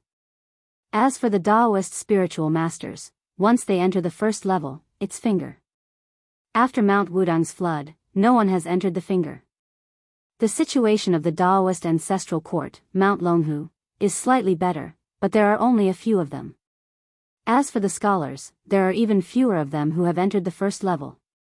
Jiang and I thought about it seriously and said, excluding the ordinary martial artists of the 3 sects, can it be understood that one must first train the body of Vajra, then enter the Finger which seeks Qi? Then from the Qi to the celestial phenomenon, one can steal the fate of heaven and earth and resonate with it? If that's the case, why does the celestial phenomenon expert seem like a thief? Chao Changqing laughed happily and nodded. Princess's words hit the nail on the head.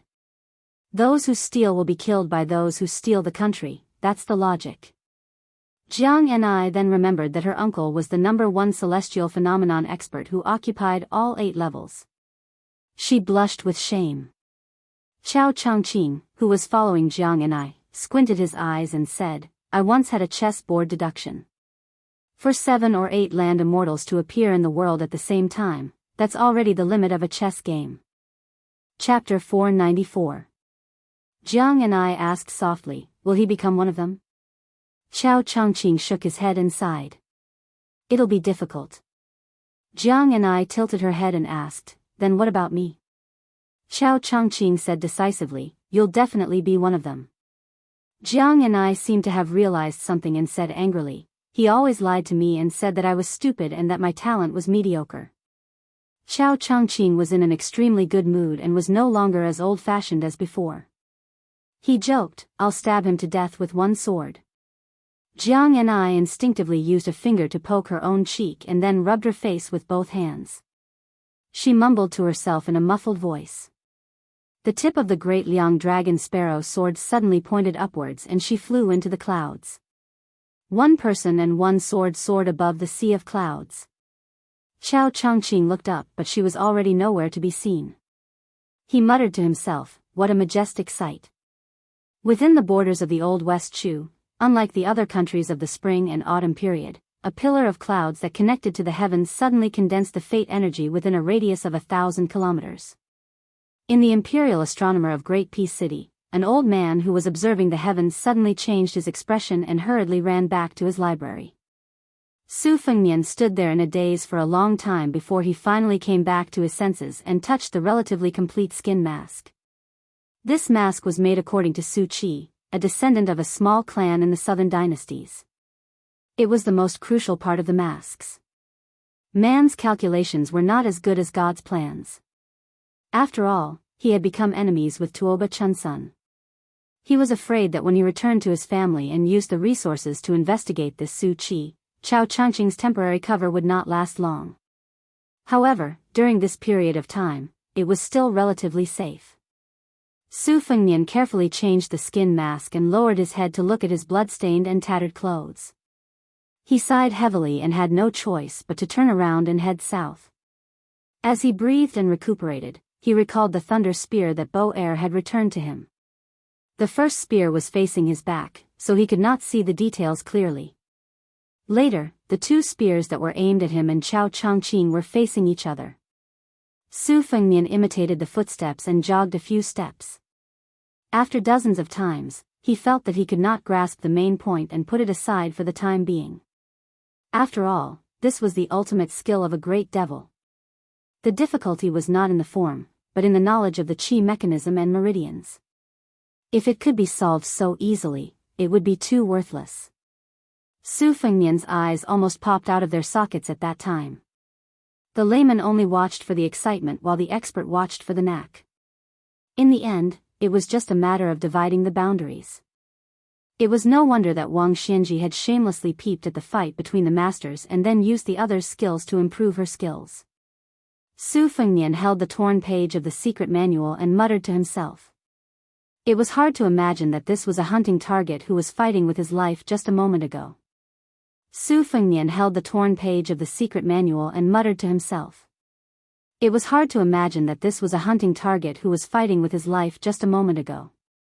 This was all thanks to the good temperament that he had honed during his travels. Old Huang said that it was a blessing to be able to sleep and wake up.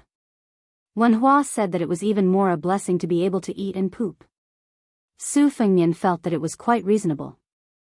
As for the short reunion and quick parting with her, Su Fengnian did not feel too much melancholy. At this moment, he was not qualified to be sentimental.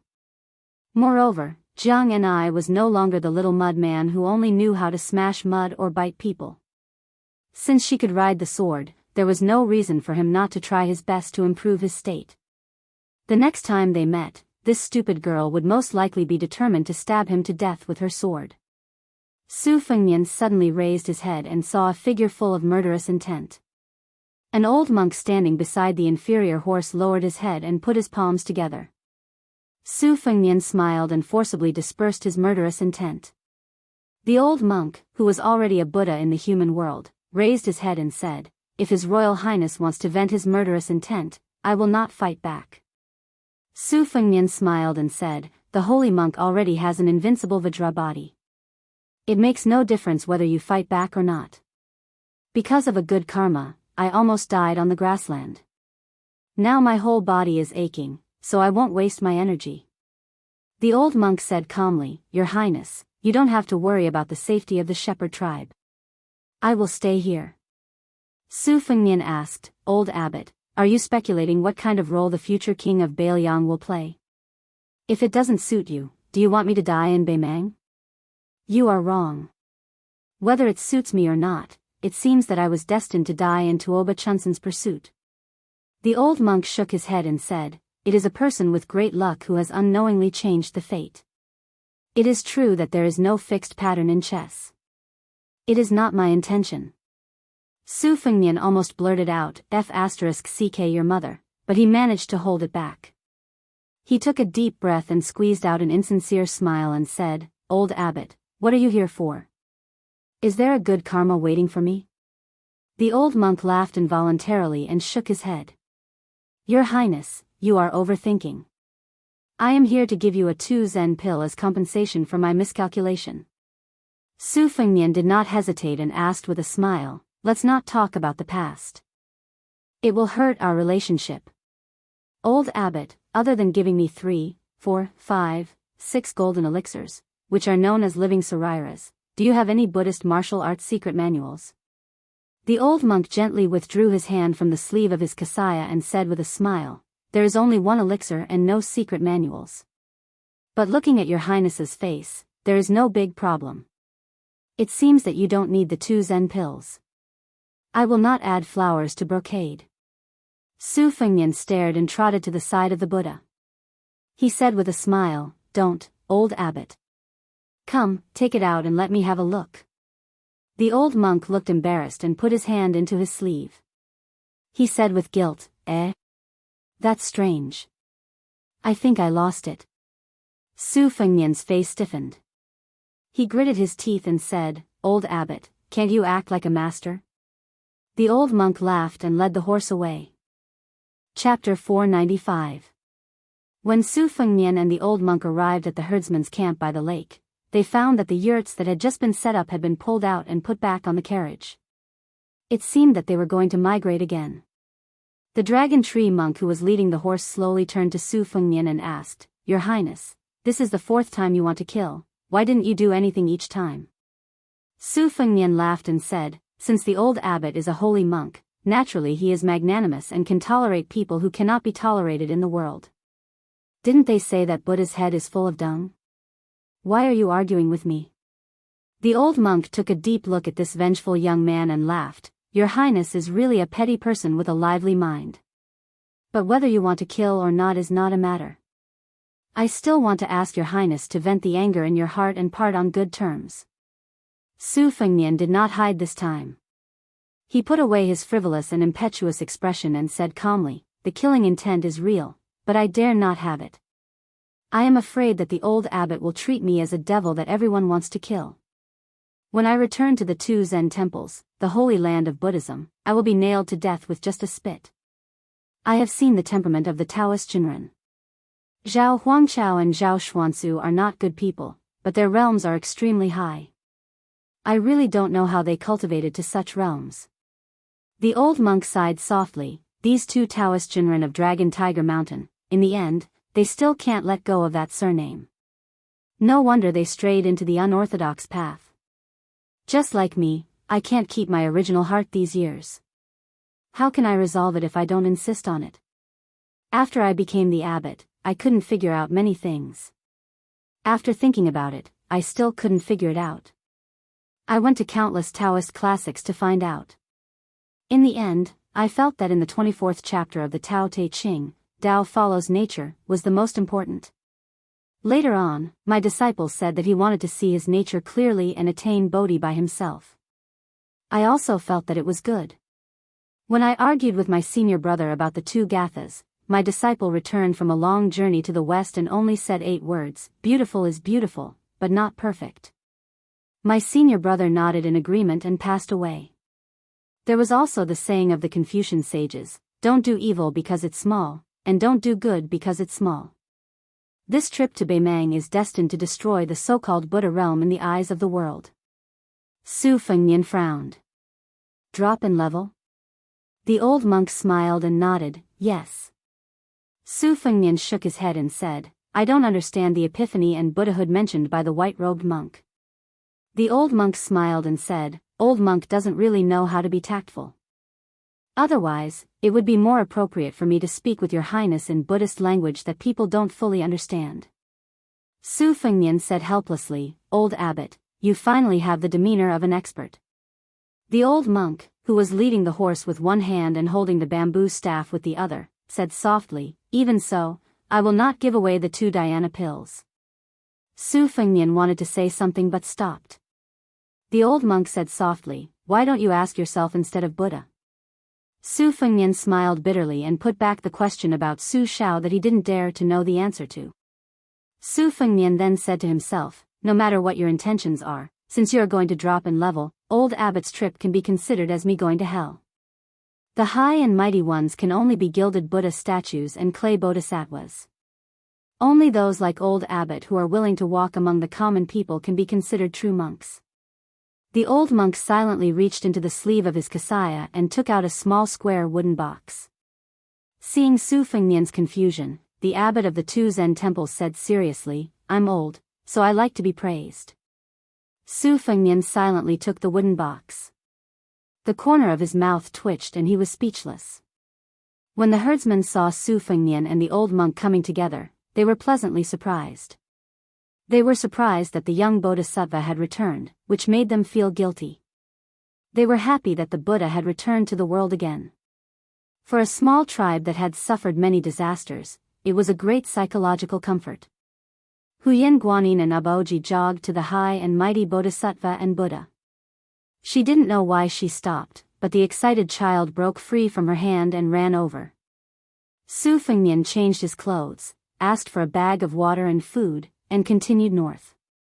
Nanbei, don't you feel that the leaves of your peach tree of the same age are not luxuriant enough? Master, can you not trick me into going to pee and fertilize it? If that thing and mistress find out, I'll be beaten to death. You have the guts to not go to Jinding to quarrel, causing master to travel thousands of miles. If not 10 pounds of saliva, at least 8 pounds. Don't you feel guilty? I'll go and cook later. You don't seem to be smart enough. Master, just tell me what I should do. Mistress said this morning that it's not suitable to wash clothes for the next few days. Understood. Then what are you waiting for? Didn't I say I'll help you massage your back for an hour?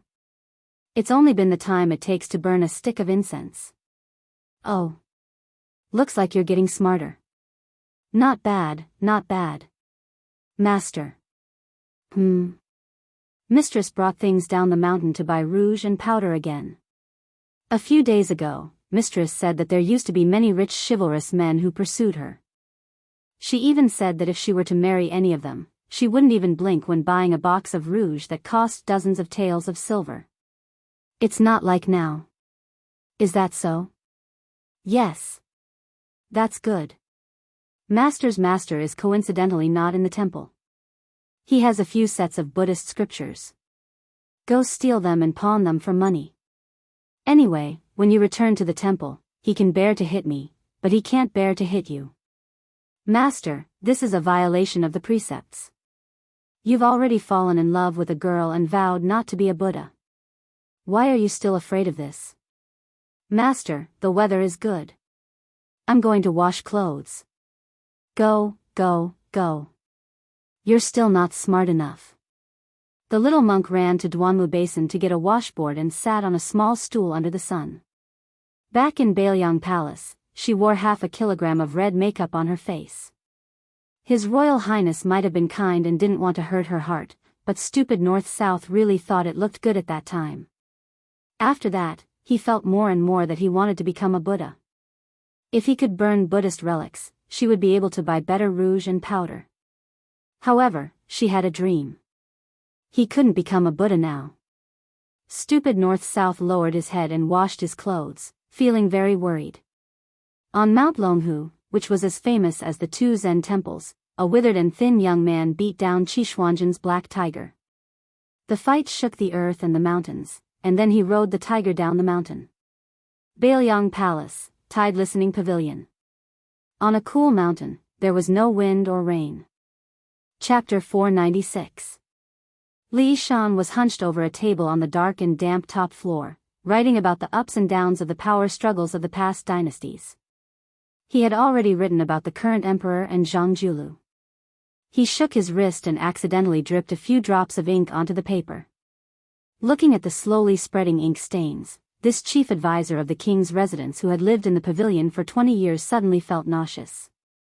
He hurriedly covered his mouth, picked up the wine gourd by his feet and swallowed the blood that surged up his throat with a mouthful of green ant wine.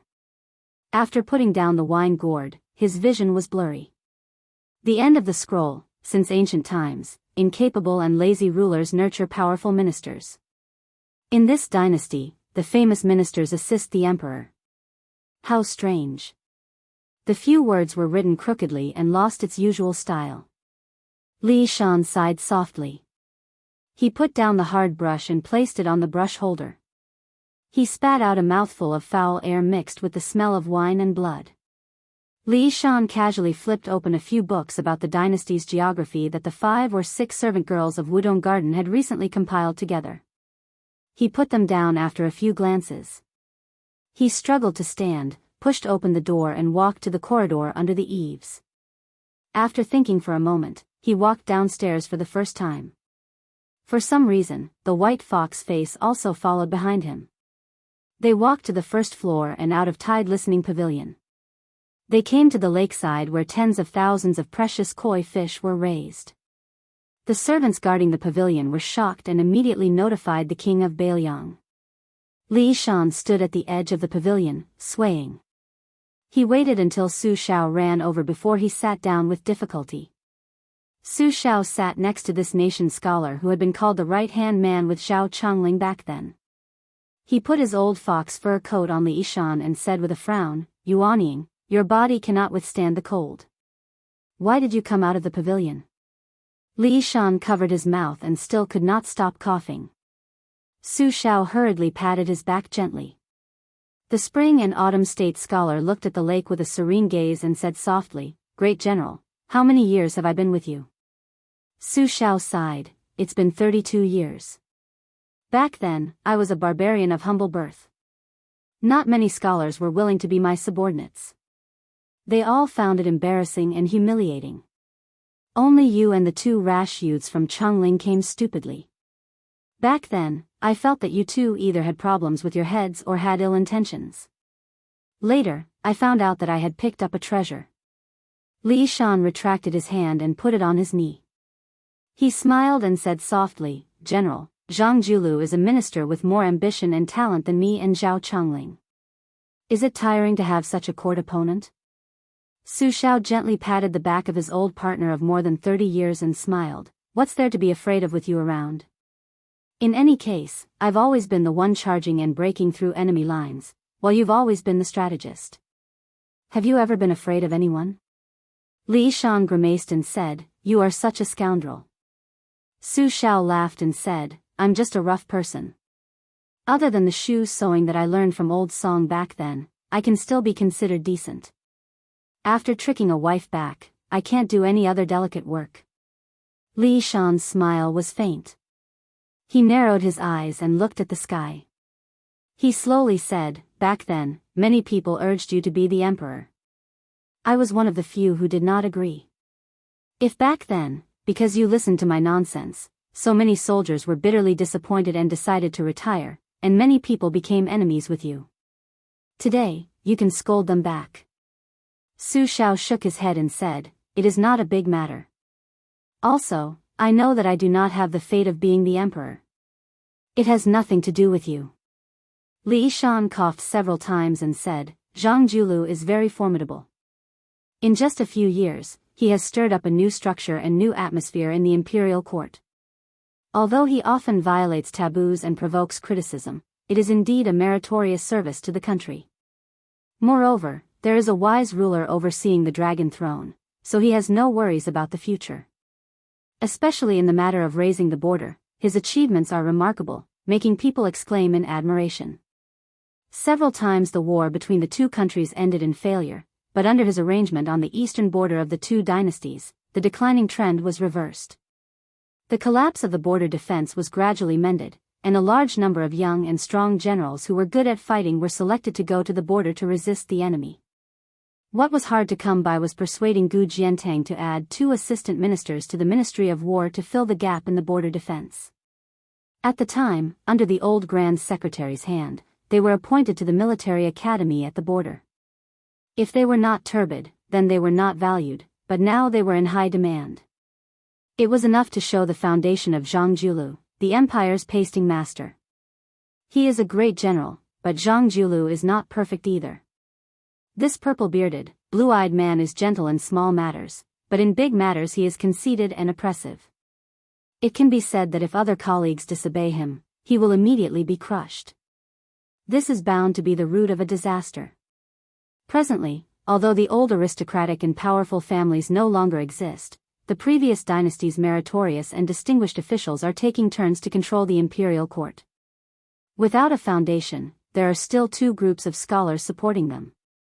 And most of the leading figures of these 2 influential families have been forced to resign from their posts, expelled from the cabinet, or bravely retreated at the top of the stream, using the excuse of returning to their hometown to recuperate from their illness.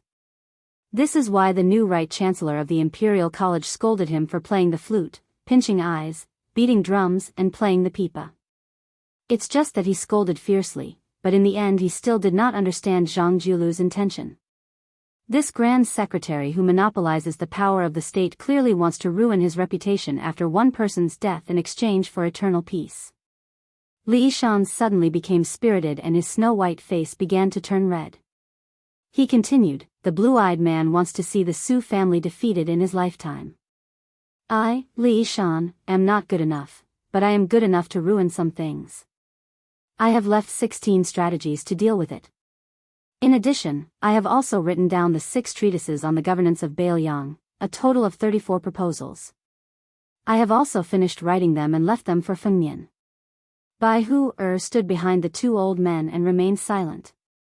He knew that this withered state scholar was already beyond cure and did not have much time left. Su Xiao said softly, "Don't say any more." Li Yishan loosened his fist, revealing a pool of blood in his palm.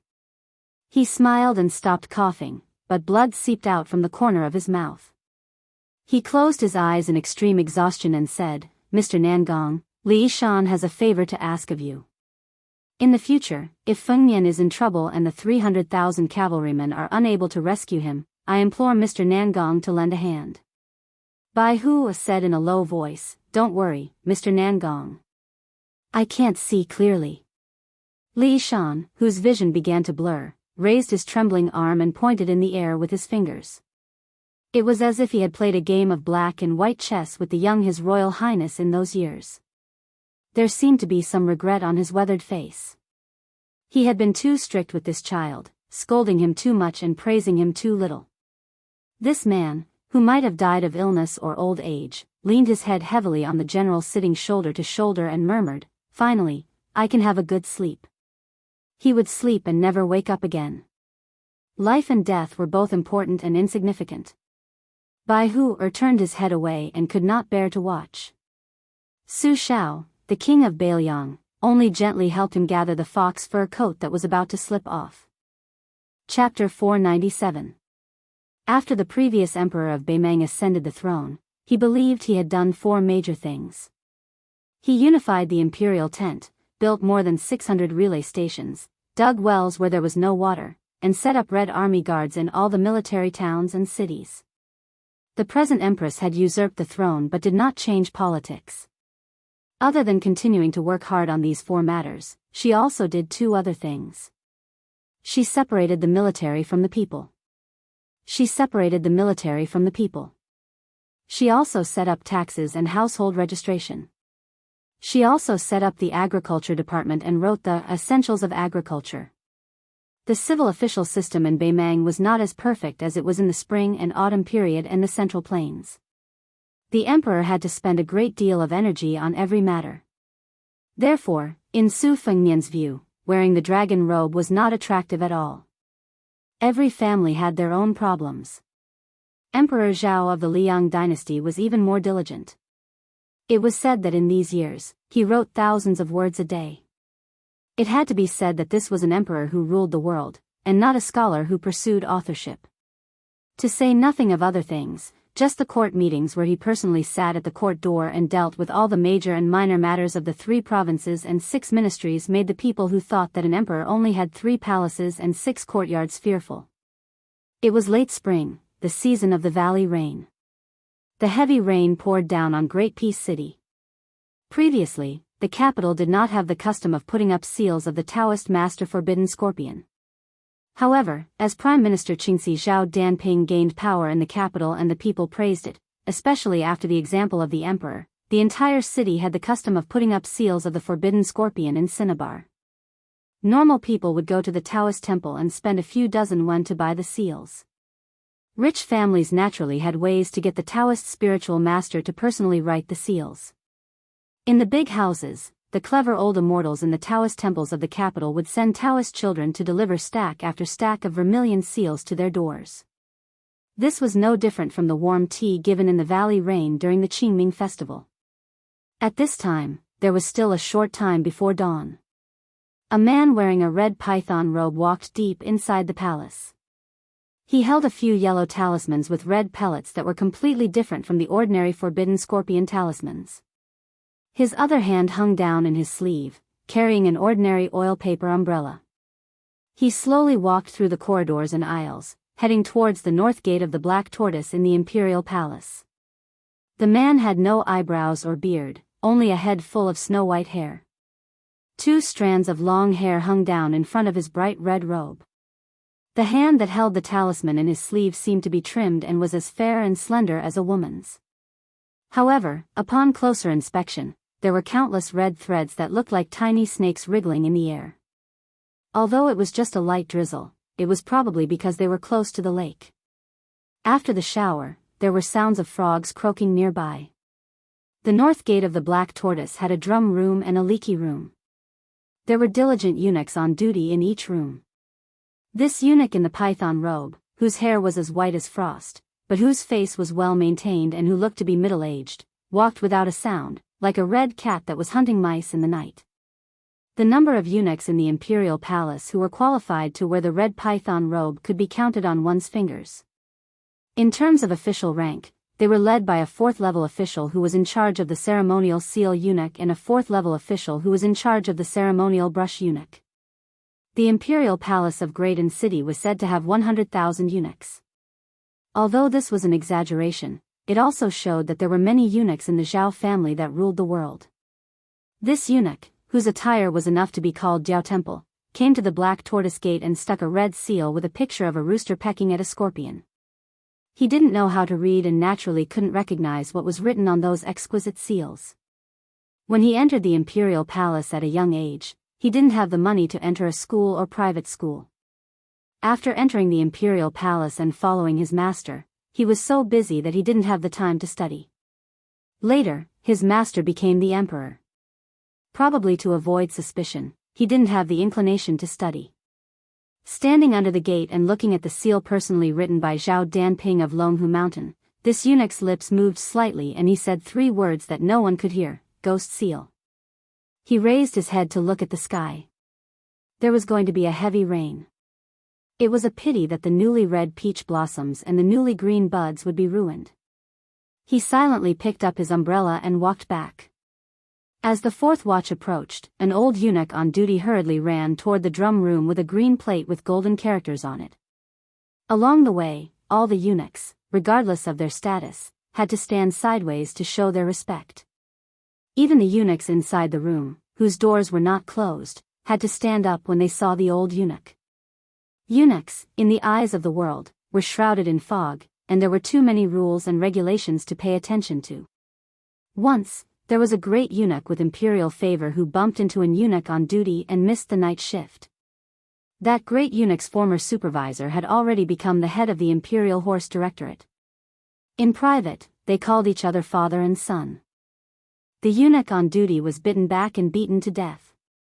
Later, when Han Diaoxi found out, not only was this great eunuch in his prime, but even the head eunuch of the Imperial Horse Directorate was lynched and skinned alive.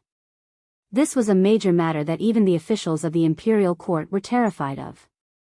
The emperor, who was used to personally attending to matters of state and family, only laughed it off. As for the censor's accusations, which were like snowflakes falling from the sky, he dismissed them with the words, "It's a family matter." At this time, the old eunuch, who was heading toward the drum room to deliver the hour plate, was immersed in the reverence of all the eunuchs he passed. When he saw the big red python robe and white hair turn around the corner, his hair immediately stood on end. He didn't dare to stop. He only bent down and lowered his head. His large strides became small steps, but he increased his pace so that his speed didn't increase. The white-haired, red python eunuch moved his shoulders slightly. The two eunuchs, whose statuses were as different as heaven and earth, brushed past each other. The old eunuch didn't even dare to breathe loudly. How could he not be afraid? When the new prince, who had been left behind among the common people, entered the palace, the person behind him had killed more than 400 eunuchs who dared to talk about the prince's identity in private. Among them was the head eunuch of the guard bureau, one of the 24 yamans that he trusted. This red python eunuch with bloody hands was naturally the head of the 100,000 eunuchs. Along with the butcher Su Xiao and Huang Sanjia, he was known as one of the three pests of the dynasty, the cat-man Han Diaoxi. When the fifth watch sounded, it was also the break of dawn. Chapter 498. After the first sound of water dripping from the 9 quarters room, a young eunuch with nimble legs rushed to the palace gate to report that dawn had arrived. Thousands of large red lanterns were hung up almost at the same time, illuminating the entire palace, making it bright and full of vitality. Han Diaoxi walked lightly among them. When the second sound of water dripping came, he arrived in front of the emperor. After entering the room, he kept his head down. He could only see a pair of yellow and purple boots from the Imperial Clothing Administration. Excluding the color that symbolized honor, they were no different from the cotton shoes of an ordinary family. Inside the room, there was a servant waiting on the man wearing a yellow dragon robe. The man listened to the sound of rain outside the window and laughed gently. Guyu rains, all living things are clean and bright. It is a good omen. Han Diaoxi bent over, his 2 strands of drooping hair almost touching the cold limestone floor. He said softly, "Reporting to your majesty, the 6th prince sent someone yesterday to deliver some tune before the rain into the palace." The man did not make a sound. The atmosphere in the room was stagnant. Only the rumbling of the rain could be heard outside the window. After a long time, he laughed and said, "Although the tune before the rain is tender like silk, it is obvious that he is giving it to you, the great master's husband. It has nothing to do with me." Han Diaoxi bent even lower. The man took off a yellow and purple cotton shoe and smashed it on the body of the eunuch. He laughed loudly and said somewhat helplessly, "Just bring 3 caddies." Han Diaoxi in the red python robe nodded. His snow-white hair curled on the floor. He picked up the cotton shoe, trotted a few steps, and handed it to Yu Qian Jingren. He then took a few steps back and stood in place.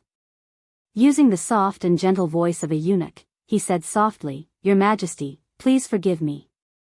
The 6th prince only sent 2 caddies of tune." The man, who had just taken the cotton shoe and was about to put it on himself, threw it over and scolded with a smile, "Then bring the 2 caddies. As the great master, you don't have the fortune to eat it." The great eunuch with the treasure seal and several red python officials were already waiting quietly outside the door, standing in the middle of the corridor. The wind blew and the rain slanted, the rain beat against the railing and splashed into the corridor, soaking the shoes very quickly. These eunuchs were all 4th-ranked eunuchs. They were waiting to follow His Majesty to the south. Along the way, they had to cross the dragon path, which symbolized the boundary of the great inner kingdom. Then, they had to go around 2 palaces before they could reach the so-called Golden Imperial Hall to participate in the morning court. Before the court, there would be a few newly promoted servants who would join the group midway. They were all young and new faces, but even the eunuchs had to greet them with smiles. It was completely different from when the high-ranking officials and dignitaries met them in the palace and took the initiative to get off their horses and palanquins. The morning court of the current dynasty followed the old rules. The emperor came in person. Aside from natural disasters, the severe cold and intense heat continued throughout the day. However, for most of the low-ranking officials in the capital, it wasn't too tiring. They only needed to participate in the court that was held once every 5 days, as well as the morning court. The officials who lived on the streets near the imperial city where influential officials gathered would wake up at about 4 in the morning. As for the other officials, if they couldn't afford to buy a luxurious residence close to the imperial city, the closer they were to the imperial city, the more expensive the land. They would probably have to leave in the middle of the night to not miss the court session. Today, it was raining heavily. When the civil and military officials went out, they all brought raincoats. Right now, they were waiting for the gates to open. Because it was a great court session, not only were there nobles, marquises, princes and consorts, as well as close to 1,000 officials, many hereditary meritorious officials also came to the morning court session. There were a total of 1,400 to 500 people, standing densely in the rain outside the imperial city gates. The soybean-sized raindrops struck against the surface of the umbrellas, releasing peng-peng noises. This was a scene unique to a peaceful and prosperous era, waiting for the court to leak out.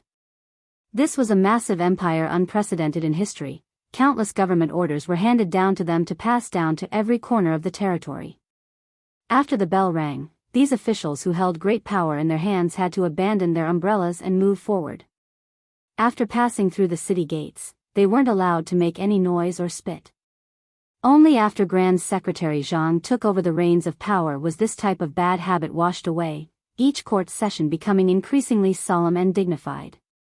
Once a low-ranked minor official was discovered, they would naturally be chased out by the imperial guards and eunuchs. In the past, many children of meritorious officials also didn't pay this type of matter any attention. Before stepping into the palace, they would always whisper with family friends, saying some disrespectful words. Only after Grand Secretary Zhang took over power was this type of bad habit washed away, each court session becoming more and more solemn and dignified. Great Yellow Gate Jean Lanting stood with an umbrella, still all alone. Most of the capital's officials who didn't like this person all privately mocked him for being a crane standing out from a flock of chickens, but rather a chicken standing out from a flock of cranes. This was especially the case for this carp-jumping little scholar Huang Gate, who actually had diarrhea during one morning court session, almost suffocating to death. Fortunately, Huang Gate wasn't like the fourth rank and lower officials, who could only kneel outside the palace, unable to enter the palace to meet the emperor. His Majesty saw through this abnormality and specially allowed him to leave, only then did he not become a huge laughingstock. As a result, this Huang Gate, who relied on selling his acquaintance with several great figures with great difficulty, completely became the capital's pre-tea and post-meal topic of ridicule. This was especially the case after Huan Wen led the Imperial College's left chancellor to Guangling Road to take on the role of administrator. In the entire capital, the only fourth rank and above official who was willing to let Jean Lanting enter the palace was also gone. Who told this brat to just have to be so close to Bailiang? Jean Lanting, who smugly entered the capital with the status of being a replacement for the Great Yellow Gate, had long lost his initial scholarly spirit, his edges and corners polished. He also no longer cared about the earth-shattering mockery and ridicule. He clearly remembered those jealous and envious gazes the day after he was invited by Chancellor Huan to attend the court session. Jean Lanting stretched out a hand outside the umbrella. Raindrops hit the center of his palm, causing him to feel a burst of pain. He, who had been using the oil paper umbrella to cover his face all this time, slightly opened the umbrella and looked at those officials of all kinds who were gathered together like a small mountain. Listening to them talk and laugh wittily, this familiar Xian Lang, who was collectively rejected by the capital's officials, lightly tiptoed. Because of his noble status, the court had to strictly follow the order of rank and enter in a single file. He was able to approach the main gate of the imperial city. Thus, Jean Lanting saw a few conspicuous umbrellas. One of them was Grand Secretary Zhang Julu, whose figure was several inches taller than a normal person's umbrella. Under the umbrella, other than this important figure who was a pillar of strength for 300 years, there was also Sun Shiji, the left servant of the province of Menxia who could not attend court but insisted on attending court. It was probably because the Grand Secretary was worried about old servant Sun's health that he helped hold the umbrella to block the rain. This was a great honor, not at all inferior to the emperor's permission for old servant Sun to sit in court. Jean Lanting withdrew his ice-cold hand. He lowered his eyelids and clenched his fists. He quietly looked not far away at another official who was also from Bailiang, the Assistant Minister of Rights, Yan Jieshi, who was a relative of the emperor. The governor of Bailiang's Lingzhou also happened to look over. Their gazes met and then bounced away. Jean Lanting withdrew his gaze without leaving a trace. He took a deep breath, his gaze firm and resolute. He wanted to be an official who spoke out. The treacherous official who was about to be impeached by him today was precisely the king of Bailiang, Su Shao, who had helped him enter the capital to become an official.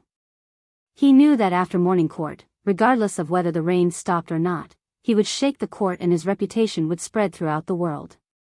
At this time, Su Fengnian had turned into Orange Prefecture. Chapter 499. Su Fengnian figured out a principle. The so-called, when you draw your sword, you look around and feel at a loss. In addition to worrying about the country and the people, there was another possibility, which was to get lost. Because he had changed the fixed route, he could only follow the general direction like a headless fly. Fortunately, he met a group of scholars who were being cut off by horse gangs on the way. He helped them without drawing his sword, and then they turned to the border between Dragon Waste State and Orange State. The reason why he helped them was that he recognized the identity of these people as the descendants of the Spring and Autumn Annals. Moreover, the horse gangs were not unfamiliar to him. Two of them were the ones who wanted to kidnap people back to warm the bed for the female head of the family. This group of scholars of different ages should be from good families. It was not known whether the family hired a guard instructor or hired 5 or 6 strong warriors, but they were not powerless against more than 30 horse gangs who came and went like the wind. Several men with swords also performed quite well. Although their swordsmanship was fancy, it was more than enough to frighten the horse gangs. Several young women dressed in men's clothes looked at them with shining eyes. However, Su Fengnian, who had done the most to make the final decision, made them lose interest. This was probably because he was wearing a mediocre face. Most of the love in the world was literary and focused on the feeling of love at first sight. But in the end, how could a man not be handsome or full of scholarly aura that was suffocating to the nose when he was the main character in a novel about a scholar and a beauty? How could a woman not be able to captivate the birds and beasts, obscure the moon and put flowers to shame? Su Fengnian did not feel any disappointment about this. On the contrary, he got along well with a few old Confucian scholars in the group. Only then did he find out that this group of people were the children of a few clans in Gusai State that had been connected for generations. The sage's teachings required one to read 10,000 books and travel 10,000 li. There were a few people in the group who had reached the age of 20 at the same time. Coincidentally, one of the old scholars had a marriage alliance with a big clan in Tangerine State. He also wanted to see the scenery of the frontier fortress, so they traveled together. The young people took advantage of their prime to study, while the old ones took advantage of the fact that one of their feet was still outside the coffin to travel quickly. As for the 3 women, they were all scholars who had reached the age of 20. Although they were also the descendants of the people who had fled to the north, after they were infected with the atmosphere of Beimang, they mustered up their courage to elope. Su Fengnian pondered for a moment and knew that most of the families they belonged to were slightly inferior to the few young scholars. They hoped that they could take advantage of the opportunity during their travels and climb up the social ladder, so he turned a blind eye to it. Su Fengnian's small talk with Tian Nan and Di Bei also confirmed that there were 4 classes of people in Beimang. The remnants of the spring and autumn period were all in the 2nd class. Later on, the Empress of Beimang, Jing Jiolu, and the Qing dynasty, changed the surname to determine the rank. Other than the fact that everyone in the court was well aware that they were paving the way for the Murong family, they were not completely without merit. In the Southern dynasty, other than the 3 surnames Gao and Hua, the next so-called high-ranking families were mostly Bing and Ding. The old Confucian scholar who had a close relationship with Su Fengnian was able to join the Ding family because his clan brother had once served as the official minister of the Southern Dynasty's Ministry of Personnel. As for the leader of the group, although he was only from a third-class noble family in the Central Plains when he fled to the north, he had taken root in Beimang. Perhaps because the land were suitable, 2 people from his family had been ranked high in the Southern Dynasty's 9 ministers. Along the way, they learned that this young man with the surname Su and given name Qi was just a concubine's son from Gu-Sai Prefecture. They didn't even want to give him a smile, as if they were afraid that if they talked to him, young Master Luo would treat them as a frivolous and superficial woman. There was still a day's journey before they reached the border city of Orange State. In the dusk, the group of more than 20 people began to camp and rest. Su Fengnian nimbly helped several old Confucian scholars to set up sheepskin tents. In the eyes of some snobbish people, they were less interested in making friends with him. Only a few retainers who had almost died in the hands of the horse gang occasionally struck up a conversation with him, who was said to be half a soldier and half a merchant. The south-central part of Beimang was located in the north. It was easy to have fertile water and grass. There were also continuous mountains near Jinsi state of the Liang dynasty. However, they did not dare to cross the border too far. If they encountered the nobles of the northern dynasty, whether they were from the grassland or from the army, they might not even be able to return to Gusai state alive, let alone be rebuffed. After roughly setting up camp, they began to roast meat over a bonfire and warm up the wine and tea. Yesterday, a retainer with excellent archery had killed a wild horse and a few swans. Before they finished eating, Su Fengnian had only tasted a few bites of half-cooked horse meat thanks to several old Confucian scholars. Sitting in front of the bonfire, the young scholars talked loudly as if one exhaled to save the country and the people, and one inhaled to save the world. The old scholars reminisced about the time when they were young in the Central Plains. For some reason, the topic focused on the military strength of the 2 dynasties and then the armed strength of the crossbow. The old man surnamed Luo of the Ding family saw that Su Fengnian seemed to be engrossed in the conversation, so he explained with a smile, the strength of the crossbow, or the so-called bow strength, is the method of hanging a heavy object upside down until it is fully drawn. The weight of the object is the same as the weight of the bow. There is also a relatively rare rod and scale hook, which is more accurate and is usually used in the military camp. This old man's retainer who pulled the bow and shot down the swan has the arm strength of nearly 2 stones. I dare not say that he can shoot through a willow leaf in 100 steps, but he can shoot through 1 or 2 pieces of leather armor at about 80 steps. The bow he used is of the best quality in the winter. The buffalo horn and the elk tendon are also good materials for making bows. It's a pity that fish gelatin and silk are not good enough, otherwise the bow he carried could be sold for at least 300 taels of silver. Chapter 500. Su Fengnian said with a smile, Mr. Luo, if that's the case, then that bow should be able to draw at least 300 jin of force, right? Old scholar Luo stroked his beard and said with a smile, that's right, but 300 jin of force is something that only a brave general on the battlefield can draw. If he could, then he wouldn't be this old man's retainer. Su Qi, can you guess that this person was a Bailiang army crossbowman when he was young? Su Fengnian glanced at the silent man wiping the bow and shook his head, I really can't guess. Perhaps it was because the handsome men and beauties next to the bonfire heard the words Bailiang army, and became interested in the conversation. They began to talk about the generals in the Bailiang army. Some said that Chen Jibao's spear technique was invincible, while others said that Yuan Zhuozong was the true number 1 in terms of combat strength. There were even some who said that Rentu should be at least first rank, or else how could he have obtained the king of Bailiang's boa robe when he joined the army at the age of 10? There was no end to this debate. Most of the handsome young men believed that Su Shao was shrewd and had always hidden his strength on the battlefield. It was impossible for him to be a 2nd or 3rd rank martial artist. 2nd rank master was indeed outstanding, but for a great general whose achievements were almost enough to shock the emperor, it was unavoidable that he couldn't bring it out. The old scholar saw that Su Fengnian didn't say anything and asked with a smile, Su Qi, what do you think? Su Fengnian wiped the grease from the roasted meat at the corner of his mouth. I think Su Shao is at most 2nd rank. It's only because of his good luck that he was able to leave the battlefield alive. I heard that after he became a general, the heavy snow camp that followed him always suffered the most casualties out of all the Bailiang army. A young man who admired Su Fengmian had sharp ears and was about to throw a branch into the bonfire, but it hit the ground at Su Fengmian's feet. He sneered, "Small fish and shrimp in a small pond, don't talk nonsense if you don't know anything." Su Fengmian nodded with a smile and said, "Good." Old scholar Luo quickly warmed the atmosphere with a smile. Everyone has their own opinions.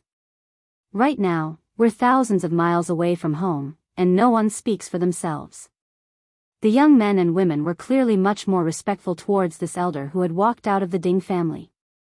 A few of the talented youths who had wanted to seize the opportunity to make things difficult swallowed their words back into their stomachs along with the roasted meat. Although the second-generation descendants of the spring and autumn survivors who had migrated to Beimang weren't as disdainful as the Central Plains, they lived under someone else's roof in Beimang and didn't dare to blindly look down on martial artists. However, their families' teachings were still closely related to many of their habits. For example, the heir of the Luo family, who had the reputation of being a scholar and a sword scholar, was still more scholarly than swordsmanship. This was especially true for the one called Su Qi, who was only from a low-class noble family in Gusai Prefecture. Naturally, he couldn't study literature well, so he took a step back and studied martial arts, hoping to climb up the ranks of the border army and accumulate scholarly honors. Someone like him, who was neither high nor low, actually dared to talk about national and military affairs. The elegant heir of the Luo family pointed at a gentlewoman with a branch and laughed, "Miss Su, don't you have a younger brother who admires that Bailiang and His Royal Highness the most?" The woman who was playing with a jade pendant softly said, "They're all jackals of the same tribe. They're all good-for-nothings who don't amount to anything. They only know how to lead evil servants around and bully the common people like dogs. It's just that the heir of Bailiang has a better family background. They're all the same type of trash. If he were to stand in front of me, I wouldn't even look at him." The three women seemed to have a harmonious relationship on the surface, but it was actually very interesting. The one surnamed Su only wanted to travel thousands of miles and unintentionally planted a willow in the shade, which made the heir of the Luo family somewhat moved. The other two women wanted to plant flowers, but the flowers didn't bloom. No matter how coquettishly they flirted and threw flirtatious glances, the heir of the Luo family only teased them with a few words and didn't give them any reassurance. The two ladies were extremely annoyed. If the one surnamed Su was present, they would have a common enemy. If the one surnamed Su was present, they would have a common enemy. If the one surnamed Su was present, they would have a common enemy. When one of them heard that the one surnamed Su was so pretentious, she couldn't help but laugh and said, "Sister Su, are you serious? Ah, you can't even fake your expression in front of Bailiang and His Royal Highness? Don't be so embarrassed that you can't even speak when you're in front of him. Little sister, I've heard that His Royal Highness is very handsome. Although he's a bit unrestrained when it comes to romantic affairs, he claims to be second, but no one dares to claim to be first." The woman surnamed Su smiled gracefully and didn't refute. The other woman with an oval face, who was more charming than elegant, was even more eccentric. "Sister Su, don't you like to appraise ancient paintings? Let's not talk about other things. Who in the world doesn't know that famous paintings that have been jokingly stamped with the word fake are all genuine? How many people have collected paintings that everyone regards as suspenseful and thus have their names verified?" The woman surnamed Su smiled and said, "On this point, the heir of Bailiang has indeed contributed greatly. No gold is pure. Didn't young Master Luo also say that he's not proficient in the zither? But a hand has 5 fingers, and there's also a long one. This is precisely Bailiang and His Royal Highness." The two women were choked by her watertight explanation. They looked at each other in dismay, but they couldn't find any weakness that could be used against her. They were indignant and didn't say anything. Su Fengmian gazed at the gradually growing fire and smiled faintly. It felt pretty good to be mocked in front of his face. If he were in Bailiang, he wouldn't be so lucky. Su Fengmian couldn't help but think of Li Yishan, who had never admitted to being his master. He also somewhat missed the painful feather duster that Li Yishan used to hit his palm when he was young. This feather duster was still on the top floor of the tide listening pavilion. A lot of principles had been developed in this way. He didn't know why, but when he was scolded by Su Xiao in his immature childhood and youth, he felt wronged and ran off to the mausoleum in a fit of pique. On the contrary, he was beaten by Li Yishan and never held a grudge. This time, when he returned to Bailiang, he had to bring him a few jugs of good wine. Chapter 501. The sun was setting in the west and the afterglow was mild. Young Master Luo held a wine pot in his hand and spoke a stream of witty words as he chatted. He talked about how he did not consider the pros and cons in the face of righteousness and how he did not see defeat in the eyes of others. He talked about how common people would be relieved when they saw that there was nothing in front of them, but they did not know that Kung Fu was only an accident. Even Su Fengnian, an outsider, listened with great interest and felt that his tackiness had suddenly lessened. Not to mention the two young ladies who were already secretly in love with young Master Luo. They wished that they could snuggle up to him or simply go to the bed and listen to his teachings. Several old scholars also nodded their heads repeatedly. It was obvious that they had a good impression of this Luo family disciple, not just because he was surnamed Luo. Just like when they met the horse thieves, this person pulled out his sword to fight off the enemy before his retainers. What an outstanding and elegant scholar. He would definitely not be a promising future. With young Master Luo acting as the go-between, the atmosphere was warm. A gifted scholar improvised a poem while the woman surnamed Su played the bamboo flute leisurely. The rest of the young men and women either clapped their hands in agreement or beat the dried twigs to make light drums. It was a joyous and harmonious atmosphere. Old Scholar Luo, who was wearing a scholar's green robe and a jade hanging from his waist, looked into the distance and sighed with emotion. How big of a mind can a frog at the bottom of a well look at the sky at the mouth of the well? Looking into the distance, the world is vast and the heart's eye is also opened. So you young people should take advantage of your better health to go out and walk around. I followed my family to the north and along the way there was chaos and turmoil. I was displaced and became a common person. Only then did I understand the suffering and difficulties of the common people. So when we arrived at Baimang, I think that our group of old scholars, on the whole, is much less romantic and more humane than those scholars who stayed in the Central Plains. Our children also lack the unsuitable loftiness of many scholars. Su Fengnian twisted his two fingers and gently broke off a dried twig. He threw it into the bonfire and nodded with a smile. Old Master Luo's words are very reasonable. The old scholar, whose family background was one of the best in the southern dynasties of Baimang, withdrew his gaze and looked at the good-tempered young man. He laughed in a low voice. Little brother Su, Luo Changhe and the other scholars, although they are rude and don't have a good expression, in fact, they don't have any bad feelings towards you. It's just that when they met the horse thieves, an outsider who took the limelight, they were unable to turn around and put their faces down. I've been through this. When I was young of jealousy, I was too jealous of them, It's fate that brought us together. When we return to Gusai State in the future, if you encounter any difficulties, I can guarantee that they will definitely say a few words for you if they bump into you. But most likely, they won't show up and tell you that it was I who helped you. Su Fengnian nodded.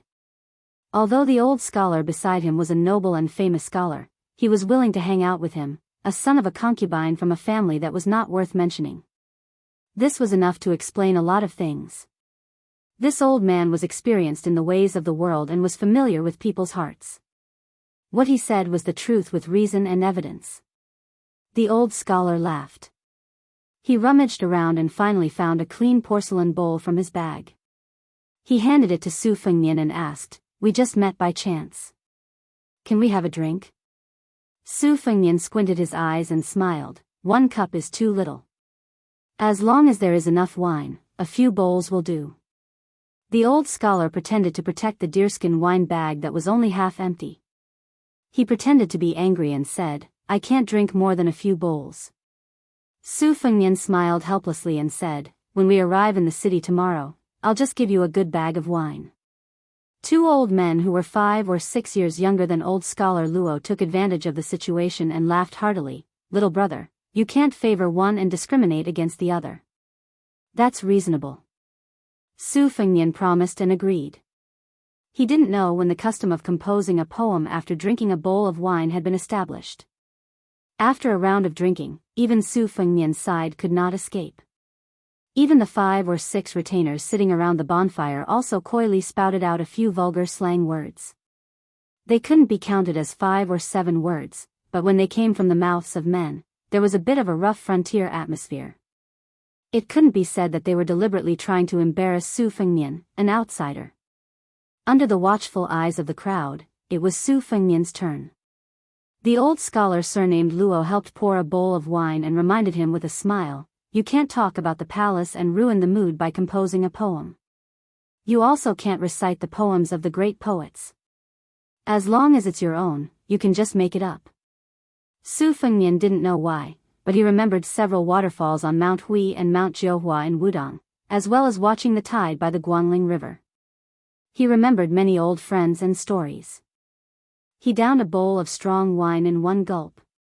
He asked for a chopstick and lightly tapped the edge of the bowl. With a ding-dong sound, he looked at the bonfire and said softly, "The waterfall of the lotus is covered in smoke, the waterfall of the bull is thunderous. Only the waterfall of Jiuhua is not strange in the waterfall spine, like a celestial being lying sideways on a large mound. Its power can stretch out 94,000 feet, like the flying immortal of Dunhuang. Releasing the 9 paths of the green sky Milky Way, just like the old general's hair on his temples." The young men and women who thought this guy was going to make a fool of himself were stunned for a moment and then looked at each other. Most of them were familiar with poetry and books and knew that this was just the beginning. Luo Changhe and the woman surnamed Su both frowned and thought carefully about the meaning. The old scholars besides Su Fengnian didn't think so much, but old scholar Luo followed the boy's example. He lightly slapped his thigh and drank a mouthful of wine with narrowed eyes. "I came at the time of splashing ink and rain, the 2 cliffs were tight and the wind was furious. The cloud waves rose and surged 10,000 feet, the flood washed away the traveler's path. I once watched the tide and the waterfall, under the waterfall stood a white deer. In a split second, man and deer looked at each other. Southern Tang, Eastern Yu, or Western Shu. After that, there was an old monk leading the deer away, and then there was the deer turning around and laughing.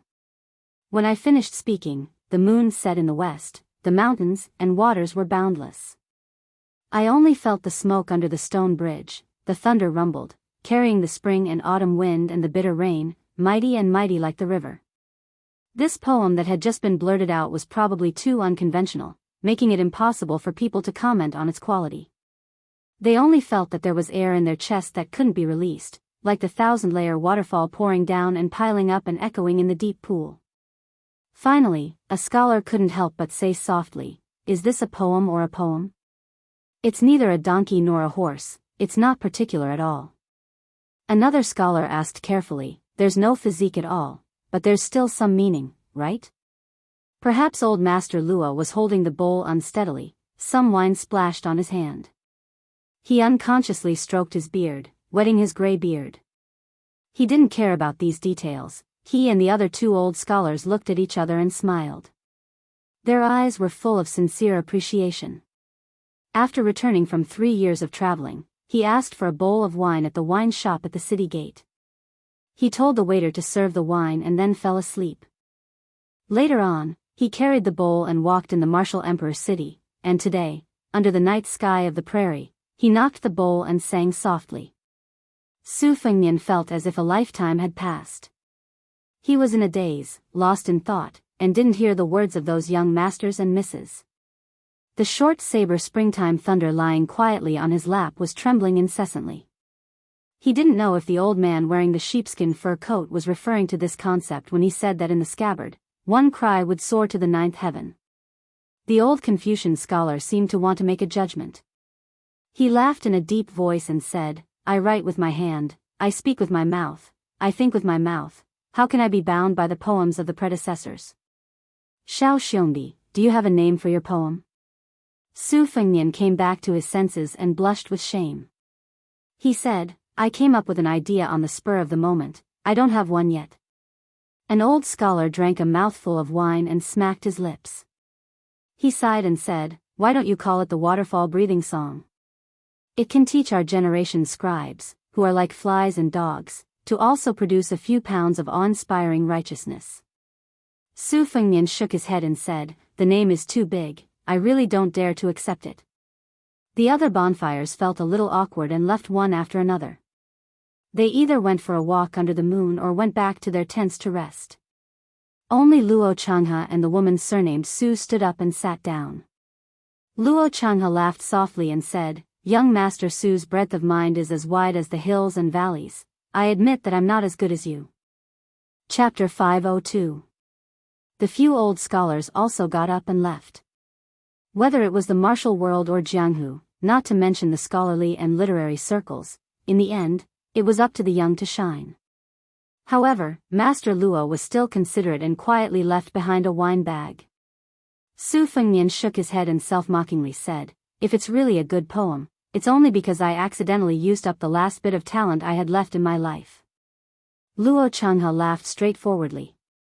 "Young master's modesty makes me feel even more ashamed. For example, my title of scholar swordsman sounds like something, but its origin is actually quite unbearable. It's just spending money to get the literary circles to promote it. When drinking with the brothel's famous prostitutes, I accidentally came up with a few lines of poetry. It's really romantic to spend a lot of money to get drunk instead of buying meat. I found a few soft persimmons that the common people hated to the core to play with. When I turned 20, I asked the scholarly and famous people to give me a profound and resounding word. My reputation snowballed. Such a scholar swordsman, if the goods aren't real and the price isn't, how much can he be? Young Master Su's poem is much more realistic." Su Fengnian's lips curled up. Young Master Luo is really a very straightforward person. Luo Changhe asked, "Since you're so honest with me, can we drink a bowl of wine together?" The smiling woman surnamed Su helped to pour the wine. Su Fengnian and Luo Changhe held their bowls and drank it in one gulp. Su Fengnian laughed softly. "Actually, when it comes to writing poems, my second sister is the one who's really talented. In the past, I wasn't as good as young Master Luo and only knew how to spend money to buy poems. Looking back now, it's quite silly." The woman surnamed Su took small sips of wine, her smile becoming more sincere. Luo Changhe raised his bowl and said, "Which young man isn't frivolous? I'll toast you on behalf of a friend to thank you for your chivalrous help a few days ago. I'll drink first as a sign of respect." They each drank another bowl of wine. Luo Changhe's face was already red from drinking.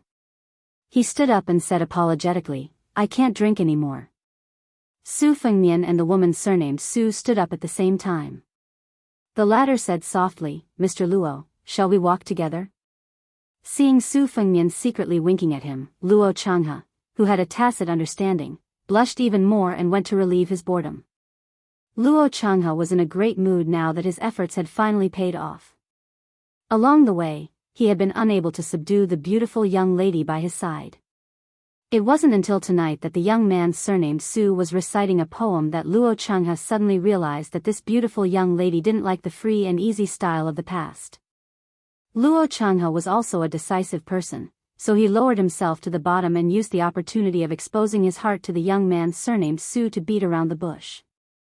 Sure enough, it worked miraculously and won the young lady's heart. He turned his head and saw the young man surnamed Su standing in the same place and gave him a thumbs up. Luo Changhe returned the gesture without saying anything. Su Fengnian picked a secluded direction and walked alone, lying down on the bank of a river. There were 8 prefectures in Beimang. Gusai and Longyao prefectures were adjacent to Beiliang, Yuzhou, and Fengzhou, while the long and narrow Tangerine prefectures bordered the northern Liang dynasty and Liao. North of Tangerine prefectures was Jinsi. Putting aside the farthest places, in the Tangerine prefectures that he was about to enter, there was a martial arts ranking official, Murong Baoding. Of course, Su Fengnian was not so bored as to risk his life to fight with such an important figure. This time, he had a clear plan for his trip to Beimang. He went to Liao City to kill people, and he sent the young and strong General Tao Qianji to contribute his meager strength to Beiliang. He went to Flying Fox City to find someone, the masked man who had taught a disciple like Qin Jibao. However, it seemed that his luck was not good. His next plan was to go to Jinsei Prefecture to assassinate a descendant of the imperial Yelu family, and then temporarily flee south to Tangerine Prefecture to find a blacksmith and a blacksmith. Regardless of whether he could find a blacksmith or a blacksmith, his next plan was to rush to the northern ice plains. However, in the middle of this plan, the old abbot of the two Zen temples had intentionally or unintentionally disrupted the plan. Su Fengnian had almost lost his life in the grassland. He could not say that he hated this old monk, but he had always been very respectful towards him. Moreover, he had taken the living Sariras and Jean Dan in his sleeves for nothing. However, it would be a lie to say that he was grateful to the old monk. It was not scary to provoke Tuoba Chunsun, but it would be troublesome to implicate the Tuoba family. Su Fengnian took out a small square wooden box, held it in front of his eyes, and then spun it on his fingertips. Chao Chongqing had said that his whereabouts had been exposed, and two people had smelled his scent and wanted to kill him. One of them was the female blind zither player who was ranked 5th among the 10 great devils. Was she an expert in the mystic finger-killing Vajra realm? Since she was at the mystic finger realm, which was beyond the first stage of the Vajra realm, why was she an expert in it? Did this mean that this woman was the most hard-working and most familiar with killing Vajra realm experts? Su Fengnian flicked the small wooden box and shook his head. He didn't want to be troubled by these unanswered questions. He was looking forward to meeting the swordsmith who was a remnant of the spring and autumn period who was hiding in the marketplace of Orange Prefecture. Only people like the Grand Preceptor of West Shu, Sun Shiji, had reached this realm. It was the same for a small recluse to hide in the wilderness, give lectures in the academy, and escape from the Zen forest. It was already considered not bad to be able to achieve this without making a name for oneself. As for the swordsmith who was hiding in the marketplace, it seemed that he had the least talent and the most expert aura. However, when he thought about the identity of the person that this blacksmith wanted to protect, Su Fengnian felt relieved. It was already a magnificent feat to be able to survive.